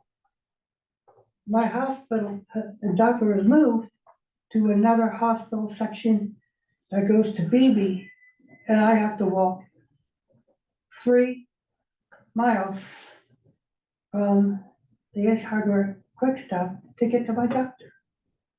Yeah, Trimika, I don't know if you're on there and you wanna talk about any plans for transit in this area? Thank you, Paul. Yes, I am here. We are currently evaluating how the movement through Milton will look like. One of our challenges is infrastructure. So we can't just arbitrarily just put a stop where there's no adequate ADA sidewalks or, crosswalks and stuff like that. Are you referencing the new BB facility that they just put out off of 16? Yes. Okay, yes. Ooh, she just fell off call. Well, I can comment to that a little bit. Folks from out at the BB Medical Facility on 16 reached out to me about what they could do to get a bus stop out there, and I've directed them back to DART and the proper people to speak to. So they're trying to work with the bus system with DART to figure this out, but it's outside of the town's jurisdiction. And, Yeah, so Josie, we can be in touch with you if you want to, and we can get Tramika in Yes, touch with you so you that'd can be share your fine. ideas with her, if that would be good. Yeah, Excellent. If my memory serves me right, the storage facility that's scheduled for, right across from, Royal Farms, during that process, don't they have a bus stop? There's not associated with that? there's not an existing bus stop there now, and I can't speak for DART. I thought they required one as part of the design. As part of the access permit, Okay, so DART on the Royal Farms side, you're required one, saying? so that created changes in their setbacks and then stormwater pond, and on and on and on. Okay, well, that's fair. I mean, as much as I look at every But that plan that doesn't comes happen through, I until don't that catch facility everything. gets built, so, Exactly. Well, a lot of this isn't gonna happen for a while. Again, these are ideas on paper, and the next step is, okay, which ones are gonna work and who's gonna pay for them? mhm. I remember that when we were talking about that Right. storage facility. Cool, so, back to the Georgetown to Lewis connection, so we, reached out to, we showed previously some work that was done by Councilman I.G. Burton, former Councilman I.G. Burton, to investigate a potential connection between, Georgetown and Lewis. So we got in touch with them to review the work that they had done, that was back in like 2000, 2001. And we're sort of at a point where we're not totally comfortable DelDOT with just moving forward with the concept they have. We're gonna partner with them to do some kind of feasibility study to hone in on that alignment for how it actually connect. Make sure we identify all the environmental constraints, private property impacts, and then come up with an actual plan for implementing that. And then move forward in partnership with probably Sussex County Land Trust, Dogfish Head, and the Freeman Development Group. So we had two meetings. The second one, Mayor Collier was at. Someone from Sussex County Council was there, Dogfish Head, really all the players that are involved between here and Georgetown, the Lewis Trail. To sort of figure out what we're gonna do, move forward, and our hope is to probably kick off a feasibility study for that later this year or the next year. Funding's a little tight in my section right now due to some challenges of the Georgetown to Lewis Trail and some other projects. But our hope is whenever we get funding, we're gonna dig into this, hash this idea out a little bit more and make sure that we have a really rock solid concept moving forward. Are you still pursuing the alignment that was discussed at the last meeting I attended? It's gonna be something like that, yeah. Okay, 'cause It's, I think I might have raised a few questions that hadn't crossed anybody's mind about that alignment. oh, yeah, I mean, and that's part of the reason why we're doing the feasibility study is really to address a lot of those complex challenges and make sure that we're moving forward with a coherent plan. Thank you. So we're gonna keep the town involved with this moving forward. They're gonna have a seat on whatever stakeholder group that we do, and we'll have at least, we'll probably have a number of workshops, especially if they're hosted at Dogfish Head in the future. Yeah, we're really excited about this one. So I think a lot of people are really interested in this. So, yeah, we're pumped about it. So, Leah, do you wanna do implementation or? should I- Sure, well, you're on a roll, but you just keep going, you know more Okay, about the money cool. than I do. So, really, there's numbers and ways to get things paid for. We're sort of leaving an era where they were just throwing money out of helicopters from the federal government. So it's gonna be a little bit tighter, I think, over the next 4 to 8 years, but nonetheless, there are still a lot of dollars in the transportation sector, and a lot of different opportunities, especially in Delaware, we set aside state money and dedicate federal funds to cycling and walking projects that we implement across the state. So that money is available if you have the ideas and you come forward with them. So a couple things, I know Milton was going for a Safe Streets for All effort. That in the future could be a way, especially if that effort points to this plan as something to improve road safety. That could be a way to get some implementation funding. You guys can pay for it with capital funds, which I know a lot of people don't want to hear, so maybe don't do that for a while. Until you're a little bit more. We don't have any to use. Yeah, no town funds to use, so you can just cross that one off if you want to. There's just normal DELDOT operations. We spend a lot of money just touching the roads with our pavement rehabilitation program, traffic projects. We have an ADA transition plan program that sometimes impacts stuff near municipalities. We have a lot of different programs that if we have the idea put together and put it at the right time in front of the right person, sometimes that work can be done with some of those dollars. We have the DELDOT Capital Transportation Program, which is sort of our mainline $650 million a year budget, which is spent across the state on transportation stuff. We do fund bicycling and walking, streetscape and traffic safety projects from the Capital Transportation Program. So if that project comes up to our program, now it's supposed to go through what are called the MPOs, Metropolitan Planning Organizations, well, MAPCO, Dover Kent MPO. Sussex County doesn't have one of those MPOs. So DELDOT kind of acts as the planner for Sussex County in a way, in coordination with the council. Part of the reason that we're doing this plan here in Milton is to get more cycling and walking projects developed in Sussex County. So there is an opportunity. This is where the big money at DELDOT is spent. Bike Ped Pool is sort of my group's program. We're about $6 million a year that we spend on cycling and walking projects all over the state, which we make go pretty far. We rank projects competitively year in year. Traditionally, all our money in Sussex County has been spent on the Georgetown to Lewis Trail for Sussex County. We just shovel our apportionment to Sussex County over there. So we're going to set up a process to get projects from Sussex County in the next year or two. So all the projects here, you can propose to the Bike Ped Pool to be ranked, and if it wins, it moves forward. Transportation Alternatives Program, which I think you guys applied for that one project, that requires a 20% town match, which can be expensive, but at the same time, there's many ways. There's the Community Transportation Fund, CTF money coming from legislators. Milton Rail Trail Phase 2, the 20% match on tap was paid for by CTF funding. So that was a $1 million project that the town got with CTF money. So there are clever ways to use the money that is fully, yeah, we didn't put transport, we put Is the money county or state money and not federal money? CTF? Yeah. Yeah, CTF is state funding that's given. You can't match federal money with federal money, at least that's the way that. Yeah, you're not supposed to. Some federal money you can, but yeah, CTF is state money that's given to the legislators, so that can be used as match for federal funds. So say you have $200,000, you can get $1 million project with The other 200K. question would be the 20% match.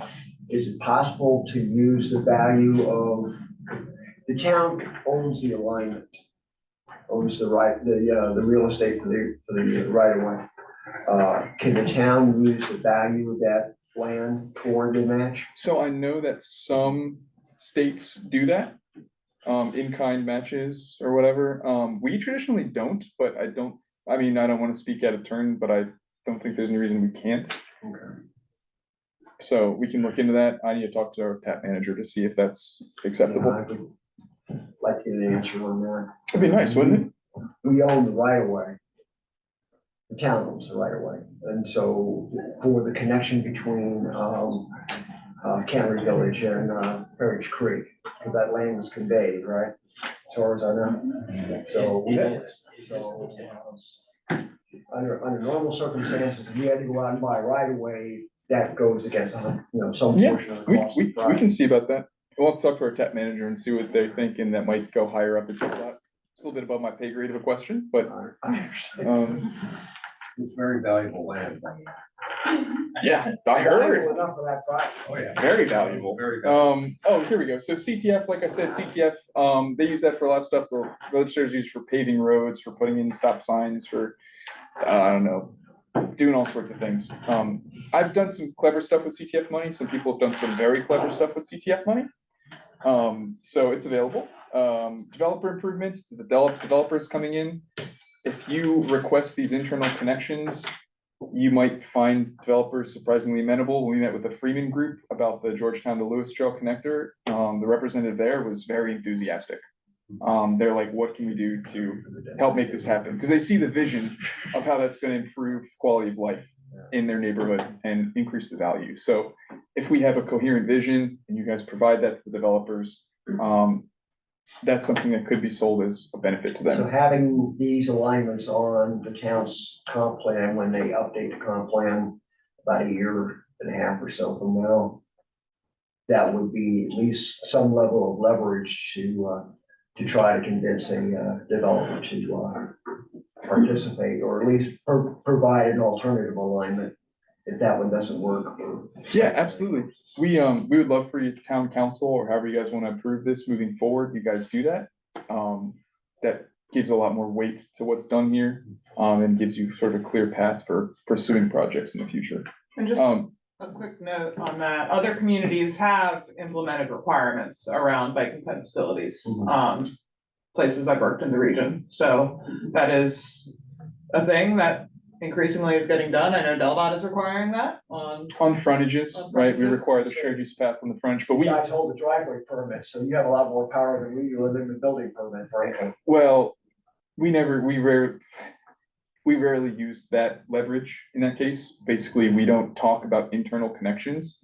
I have on certain large, big money projects, given recommendations on improving cycling and walking connectivity inside, but the developer can look at that and throw my notes in the trash can. What they can't do is ignore the shared use path and the entrance permit requirements. And that's how you leverage them across the frontage of those. Yeah. So it gets a little element, you just have to figure out how to connect all those little elements back. Yeah. And that stuff, the internal stuff though, is stuff that's on you guys and on Sussex County to That should request come that. from planning and zoning. Yeah, that can't come from DelDOT or really Office of State Planning. They have no turn to really. Sussex County did just adopt a new ordinance in December that does require it encourages interconnectivity for bike ped, specifically pedestrian, I think it says, but pathway applies. And I do believe, and I will get a clarification from Jamie Whitehouse on this, that it requires it between commercial property to commercial property. So there will not be a situation where it's, driveway for a commercial and then no way for pedestrians to kind of connect without moving their car to the next lot. So my understanding moving forward in the county, that is the rule of the land. Okay, so Doesn't apply to within the town. yeah, so that's definitely one place to look with developer improvements. Federal discretionary grants, they're just gonna change the name on some of these. What used to be rebuilding, they're just gonna rename stuff. Like the RAISE grant is gonna become the BUILD grant. There's still legislatively authorized money from the federal government that needs to be administered. So those still exist. They're just gonna have a different flavor. You're gonna have to use different buzzwords. But nonetheless, federal highways is still probably going to be approving similar projects. So there is still a landscape of federal discretionary grants, private grant money, philanthropic grants, especially if it's a smaller project and you're asking for $50,000. Some companies just want to take an L on their taxes and will fund things like that. We've had success like that in Wilmington. So you can get really creative about these things. Just as like, one of the things we're going to provide, we're going to look at each of these projects and talk about just recommendations of what could be an avenue for implementing them. For instance, Bay Avenue, if we're thinking about maybe some kind of pavement markings or sidewalk along one side of the road, that's something you guys could look to the TAP program for, to leverage town or CTF money, because it is kind of expensive to build new sidewalks that are ADA compliant, especially if you have like utility impacts or anything. It can get very expensive. And then looking for safe streets for all, there's probably a way you can justify sidewalks in that instance for that. So just thinking, oh, we have to pay for all of this with town funds is a bit of a limiting perspective. I would take a step back, look at the landscape of how things are funded for the rest of the state, and then see if there's a way to really get more out of your money. Is there a difference between a sidewalk and a multi-use? Yeah, it's really, the width is the main No, I difference. understand the configuration of The it. But I'm saying intersections. From an implementation point of view, is it easier to implement the aspect pathway as opposed to building an ADA compliant sidewalk? So there's two ways I'm gonna kind of answer that question. One is from how we look at it technically. So we think of a multi-use path, which is wide, there's a buffer between the roadway. Right, All of the intersections with roads are designed specifically for people using different vehicles, so the approach angles and the turns are different. It is a little bit easier in that we prioritize projects that have a bicycle mobility perspective higher than ones that are just sidewalks. But we also do weight sidewalks. If it does both, it's a little bit of a increased, benefit. We see that a little better. From a construction standpoint, not really, no, because the multi-use paths have to be ADA compliant. They also have to have the same grades, slopes, geometrics. We have to have the same drainage design. If anything, the sidewalk is easier because it's 6 foot instead of 10 foot. right. And we have different, more relaxed design standards for sidewalks at intersections. Not to pick on your pictures, but you got a good example right there in front of you about Bay Avenue. Look at the picture at the top. Now, there are sidewalks probably over 50% of the northerly side of Bay Avenue. To do something on the southerly side, the first thing I see in that picture is the relocation of every one of those utility poles. And you and I both know I know from experience, as you do as well, utility relocation It's a pain. it's a pain, More and it's expensive. also very expensive, so.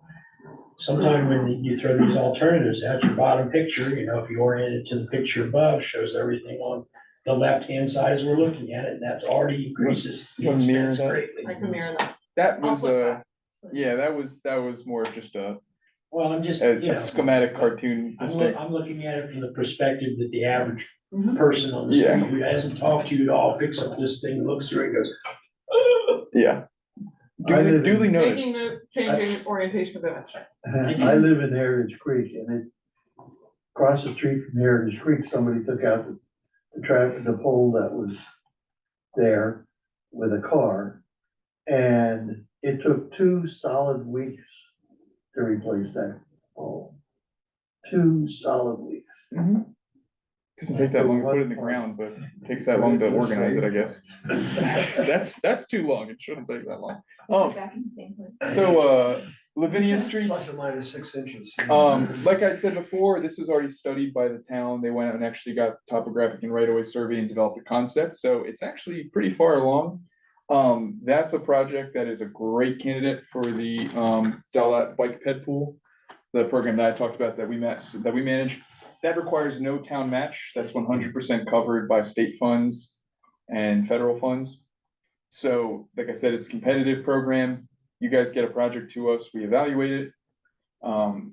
Usually we focus on the larger projects, more of a regional benefit. So usually projects $1, $2, $3 million is kind of where we've been landing lately with them.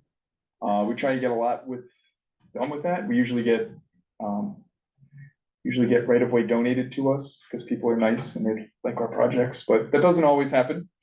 So this is a project that could be done with the Bike Ped Pool or a Dellat Capital Program, could be an option as well. It's a bit of a stretch. And then discretionary federal or state grants, including grants from DNREC or other things like that. Did you say your bike ped pool budget was 6 million? Per year, about, yeah. And this project's something like 2.5 million, 2.8, so it Something could like that. probably only be a portion of the funding, I'm assuming. Yeah. Is that right? Yeah, and then we also, we push money forward from years. Some years we get more funding. It's 6 is like, that's a big caveat. There's a good amount of money that flows to the program. Okay. So it really depends on the project load we have at the time.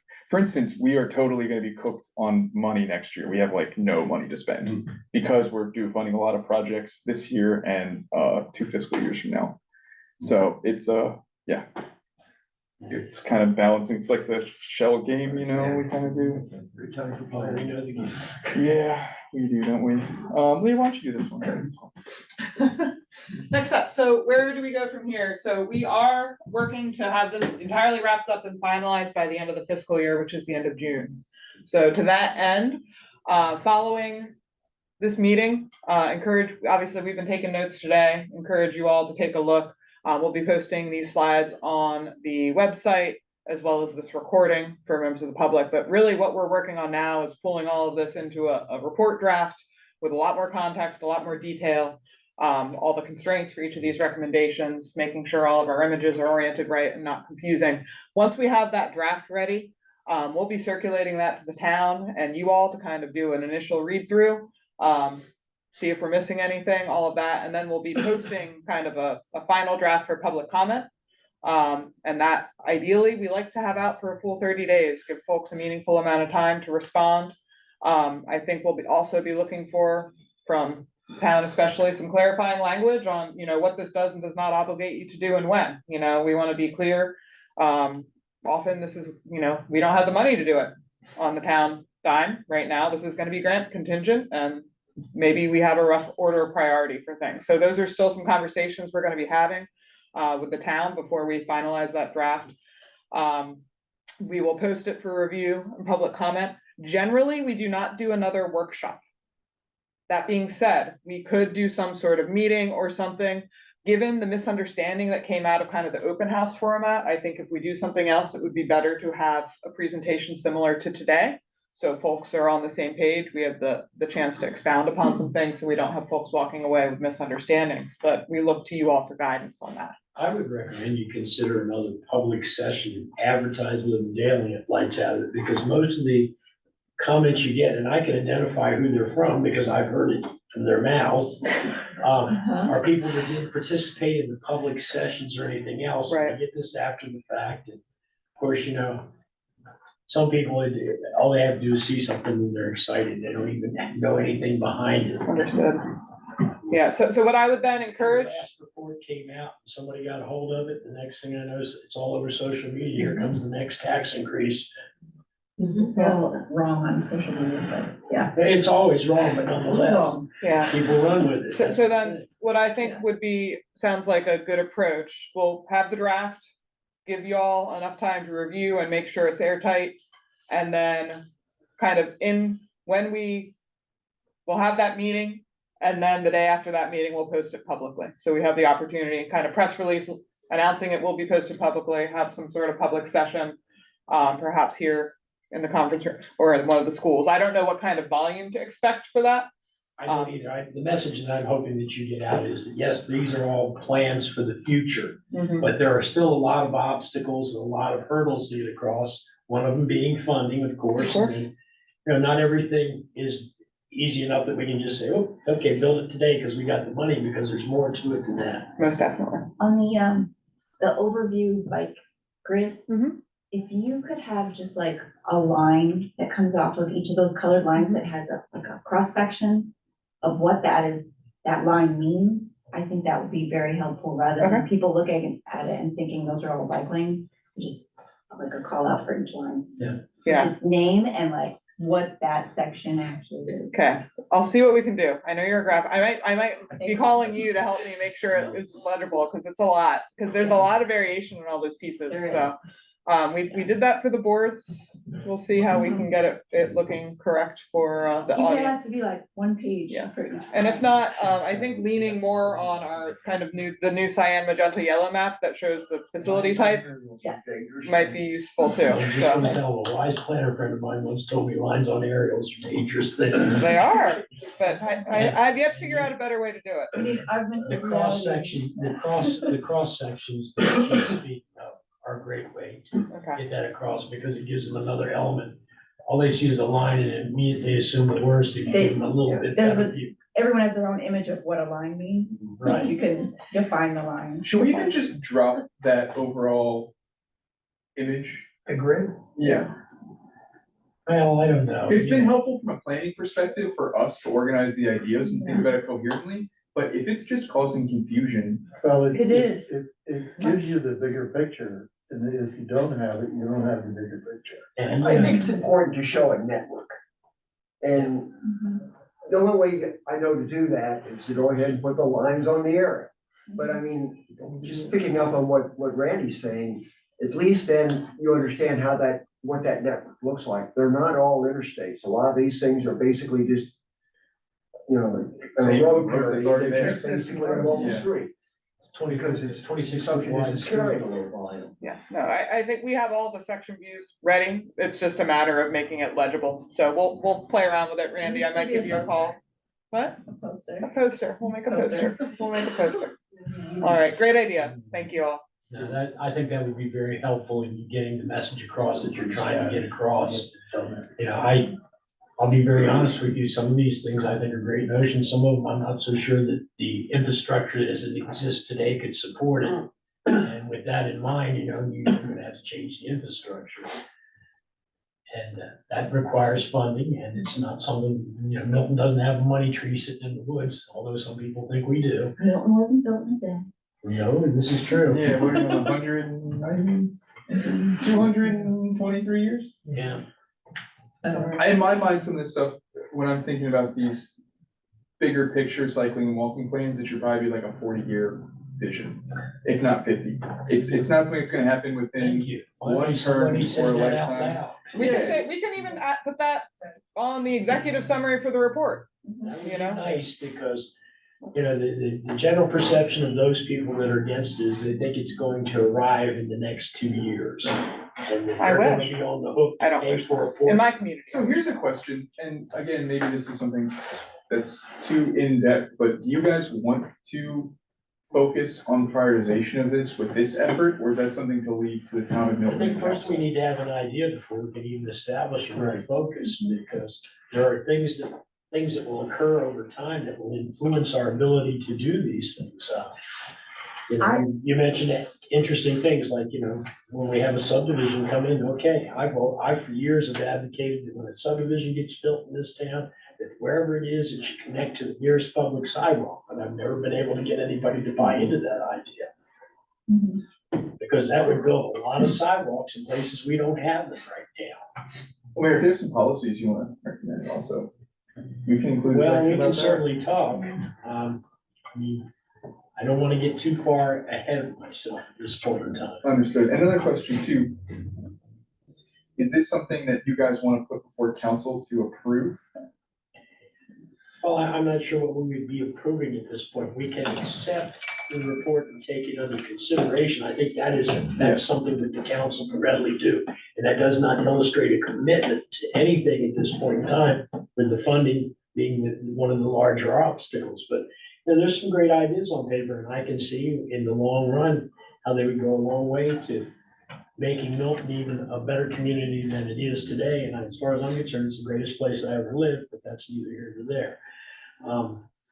Yeah, whatever approval process or you guys have is like something that's approving or accepting the report, we would see that as a large victory and is a goal for our help with you guys. I in our compare this to what we use in town as a vehicle to get things done, an advisory opinion. And we send out, you know, need for advisory opinions to the mayor and council, and then whatever group we task that with, they send something back to us, and we can look at the opinion and say, oh, this is great, we accept your opinion. Or we can reject it and send it back for greater work, but that's kind of how I feel that the next step for the town should be at this point, is, you know, we're looking at this as an advisory opinion, and that's how you presented this the whole way. It's an advisory idea. And I don't see any problem with that being accepted. All it does is say, okay, we're taking this under consideration, and we have not obligated ourselves to anything other than we're going to consider it. Mhm. And I think that's the wise step at this point. You know, we can pick and choose, and like you say, the Transportation Alternatives Program, and there are things like that. We used an ORPT grant to do the study for Lavinia Street. Because we wanted, the notion there was to be able to make the rails to trails more circuitous, so that you could start on one end and not have to turn around when you got to the end of it and walk back the same way you came. You can make a big loop. And that was the idea behind it. And you know, so we're gonna take small victories a little at a time here and there. Bay Avenue is a perfect example with sidewalks now. One of the complexes on the corner of Palmer Street is up for significant reconstruction, and if they hit a certain level with their building permits, there's an automatic trigger that they have to install a sidewalk across that property, so that creates another piece of it. And we have little mechanisms in place for certain things, and, you know, with this in mind, and with what you're suggesting in mind, and the vehicles we already have in place, or we may develop in the future, you know, we can get some of this done, but it may be almost piecemeal. And that's the tough part is, you know, filling in the blanks. I do think it would be helpful within the report to have your professional opinions of which would be high priority and like what should be done first. Sure. And that's a I great think that would be concept really to present as helpful. well. We have some metrics that we use for doing that. They kind of take a little while to develop, but I might see if I can get those together for you guys. Another thing too, and I will say, that is how these things get done, is piecemeal. And they are kind of in a political quagmire right now, but I would point to Milford as an example, actually, of a town that's been very successful in leveraging all those programs I showed up there to move projects in their plan forward. So they have a bike plan, and they got like 3 or 4 Delta capital projects to implement parts of that miles of shared use pathway. They did transportation alternatives program. They got 2 bike ped pool projects. They're funding stuff for their own capital budget. Now, they had some issues with that, but nonetheless, they've still been able to leverage state, federal, and local money Millions to of move their dollars. plan. Oh, And most of that came out of the fact that Rob Pierce was tenacious in finding those opportunities. I've had and leveraging conversations the with the bike lane. folks in Milford that are behind this, you know, I speak to people outside of this jurisdiction about how did you get this done? What did it take?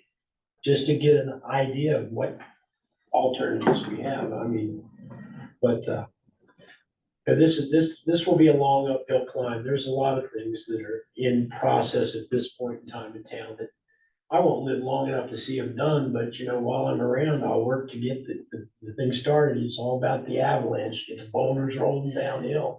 They're hard to push back uphill. I think we had a comment in the corner. Yeah, I guess, you know, as a resident and a person that's not involved in the day-to-day workings of this group and the study and all the technical aspects of the work, whatever is presented to the general public, you know, if you can avoid acronyms, because the feedback I've gotten some questions from neighbors who are also very interested in what's happening transportation wise, like, I don't know, what is a TID, what's a TID, and then I hear this TAD thing, and I don't know what any of this Terrible about is. that as an So industry. whatever you can do to just make it very user friendly, that would be a suggestion. And I don't know if the report is the place for this, or maybe it exists somewhere. Is again, just as someone who's not in the day-to-day, it's hard to understand how everything works together. Because this work has been done, it will continue to be done. And thank you, it's very important and it's great work.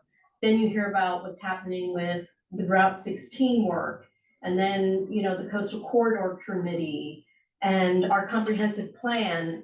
And I think people just don't understand how it all connects. How does it all get coordinated? It all goes back to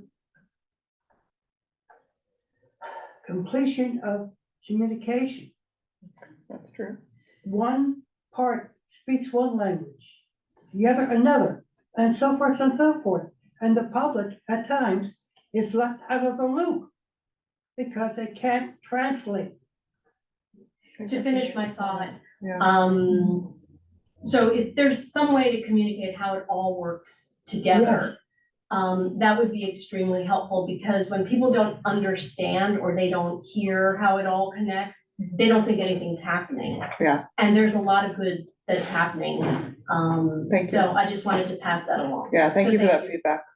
No, it's challenging. We all, even within DelDOT, we all have our own silos, you know, and that collaboration is happening and a lot of progress is being made, but it is a lot, it's complicated. I would encourage you, a couple of weeks ago, we did have a Coastal Corridors Committee meeting. That presentation is recorded and posted online, and that is an attempt to kind of explain the big picture of how land use planning and transportation planning work in the state right now, especially in this part of the county. If you feel like falling asleep on a Friday night. Yeah, part of but it's also not yeah. knowing where to go to get Yeah, the so I information. definitely, if you leave your email, It's maybe up there. here, I can send you a link to that. But it's complicated, it's hard, and honestly, even for professionals, Yeah, I don't. labyrinthine sometimes, so you're not the only one.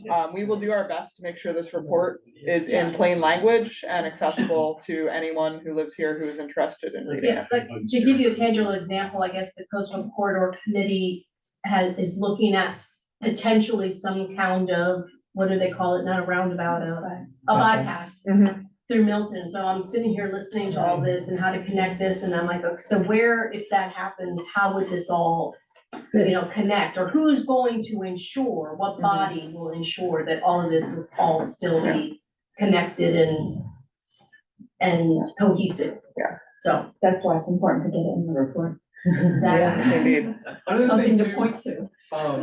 like the city of Newark, I think they have like a 10-year reevaluation cycle in their bike plan that they have to see how everything's going and if they need to add anything that comes up to solidify that. To my knowledge, since their last one, not much has changed. They got like 4 major projects done. And I think they maybe added 1 or 2.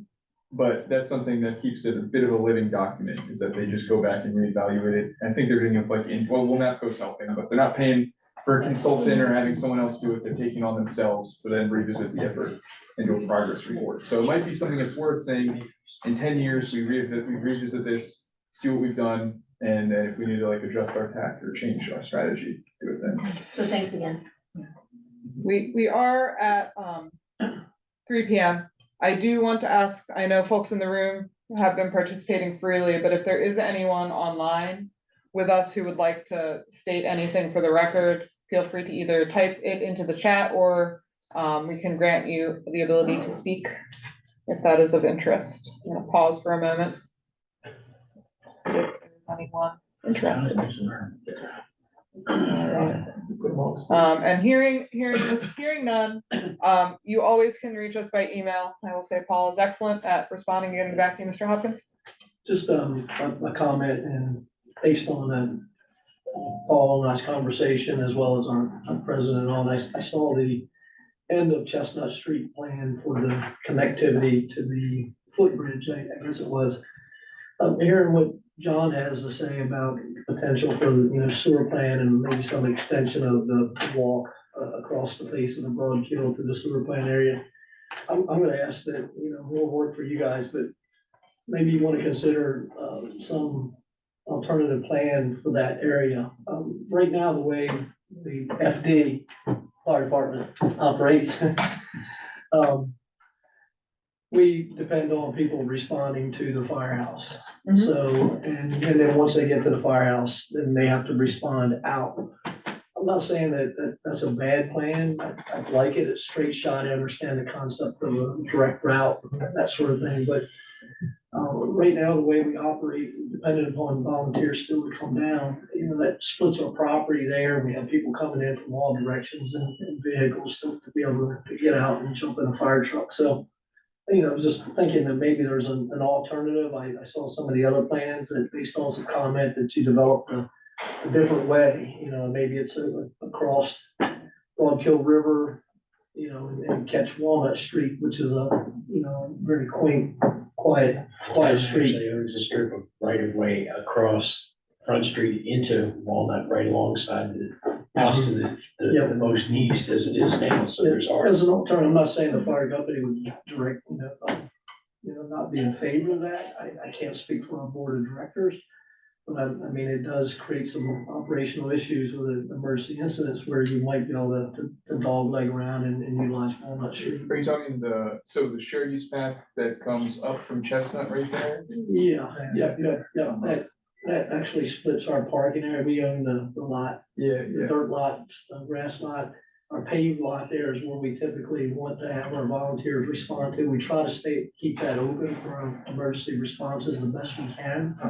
But we use the grass lot there, and then directly across from Front Street, the stone lot, we use that, for parking as well, for events and that sort of thing. So kind of splits us down the middle there. I'm sure there's some kind of plan that could be developed where maybe that wasn't quite such a safety hazard, but since we're talking about plans that may develop 30, 40 years down the road, it might be neat to see an alternative that incorporates the property that John's talking about, the sewer plant in Walnut Street, and there's already a town right away. the town owns the right of way, we also own the land that the sewer plant is on, so.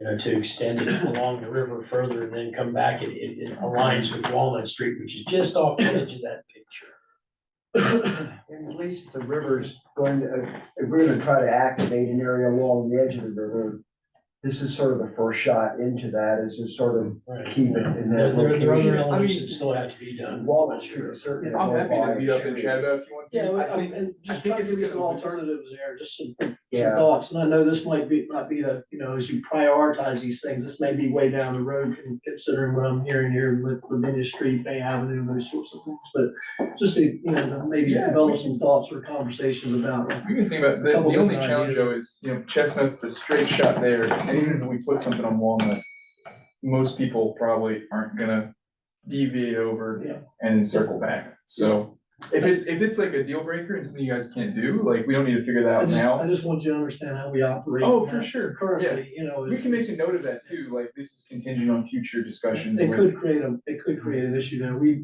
actually had an accident there when we tried to do a farmer's market on that lot where somebody was struck by a car. It's a pretty Is it intense, grass area? it's a pretty intense area. On Yeah. the street, In the crosswalk. Yes, it's a pretty intense area. In the right there. crosswalk, actually, yeah. Okay, yeah, well, if you want to, we can chat about it, we can, but we'll definitely put a note for this one that says future conversations with the fire department. Well, really, with any of these that are not just a simple Shero or something like that, anything's gonna require more than paint. It's There's gonna be require project Some development, level yeah. of further For analysis sure. anyway. At this point, you're creating a network, that's a bundle of desire lines more than anything else. And then each of those are gonna have to be evaluated individually to see if it's really feasible to do it from right of way, from environment, from utility relocations. Yeah, Public yeah, so support, stuff like whatever, Lavinia you know. Street, you could take that right into engineering design, they worked out most of the issues. Some of these, you could probably take a gamble and go right into engineering design and solve those during the project development process, but a lot of them, you're probably gonna wanna, do a study on the front end. Right. And now how much time and resource you spend on that really depends on who's implementing it. Well, and some of that will tolerance for depend risk. on how you tag priorities to some of these. Frankly, because there's some low hanging fruit with some of these things, but maybe the Sheros and some things like that. That you could do now, but if they don't connect to something larger. Spending money on paint, what have you done? So it seems like trying to establish priorities, whether that's through, some sort of numeric stuff with, volumes or crash history or We've got some nice metrics, we'll. trip generation Probably use or those. whatever to do that. I mean, that would be helpful because then at least you start to think in terms of, is that the base of the network? The highest priority, is that sort of like the bones of the network as opposed to, extensions of that network?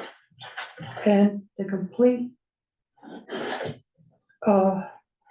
redoing or the finishing of the bike path or path in Milton to connect to the Georgetown to Lewis bike path.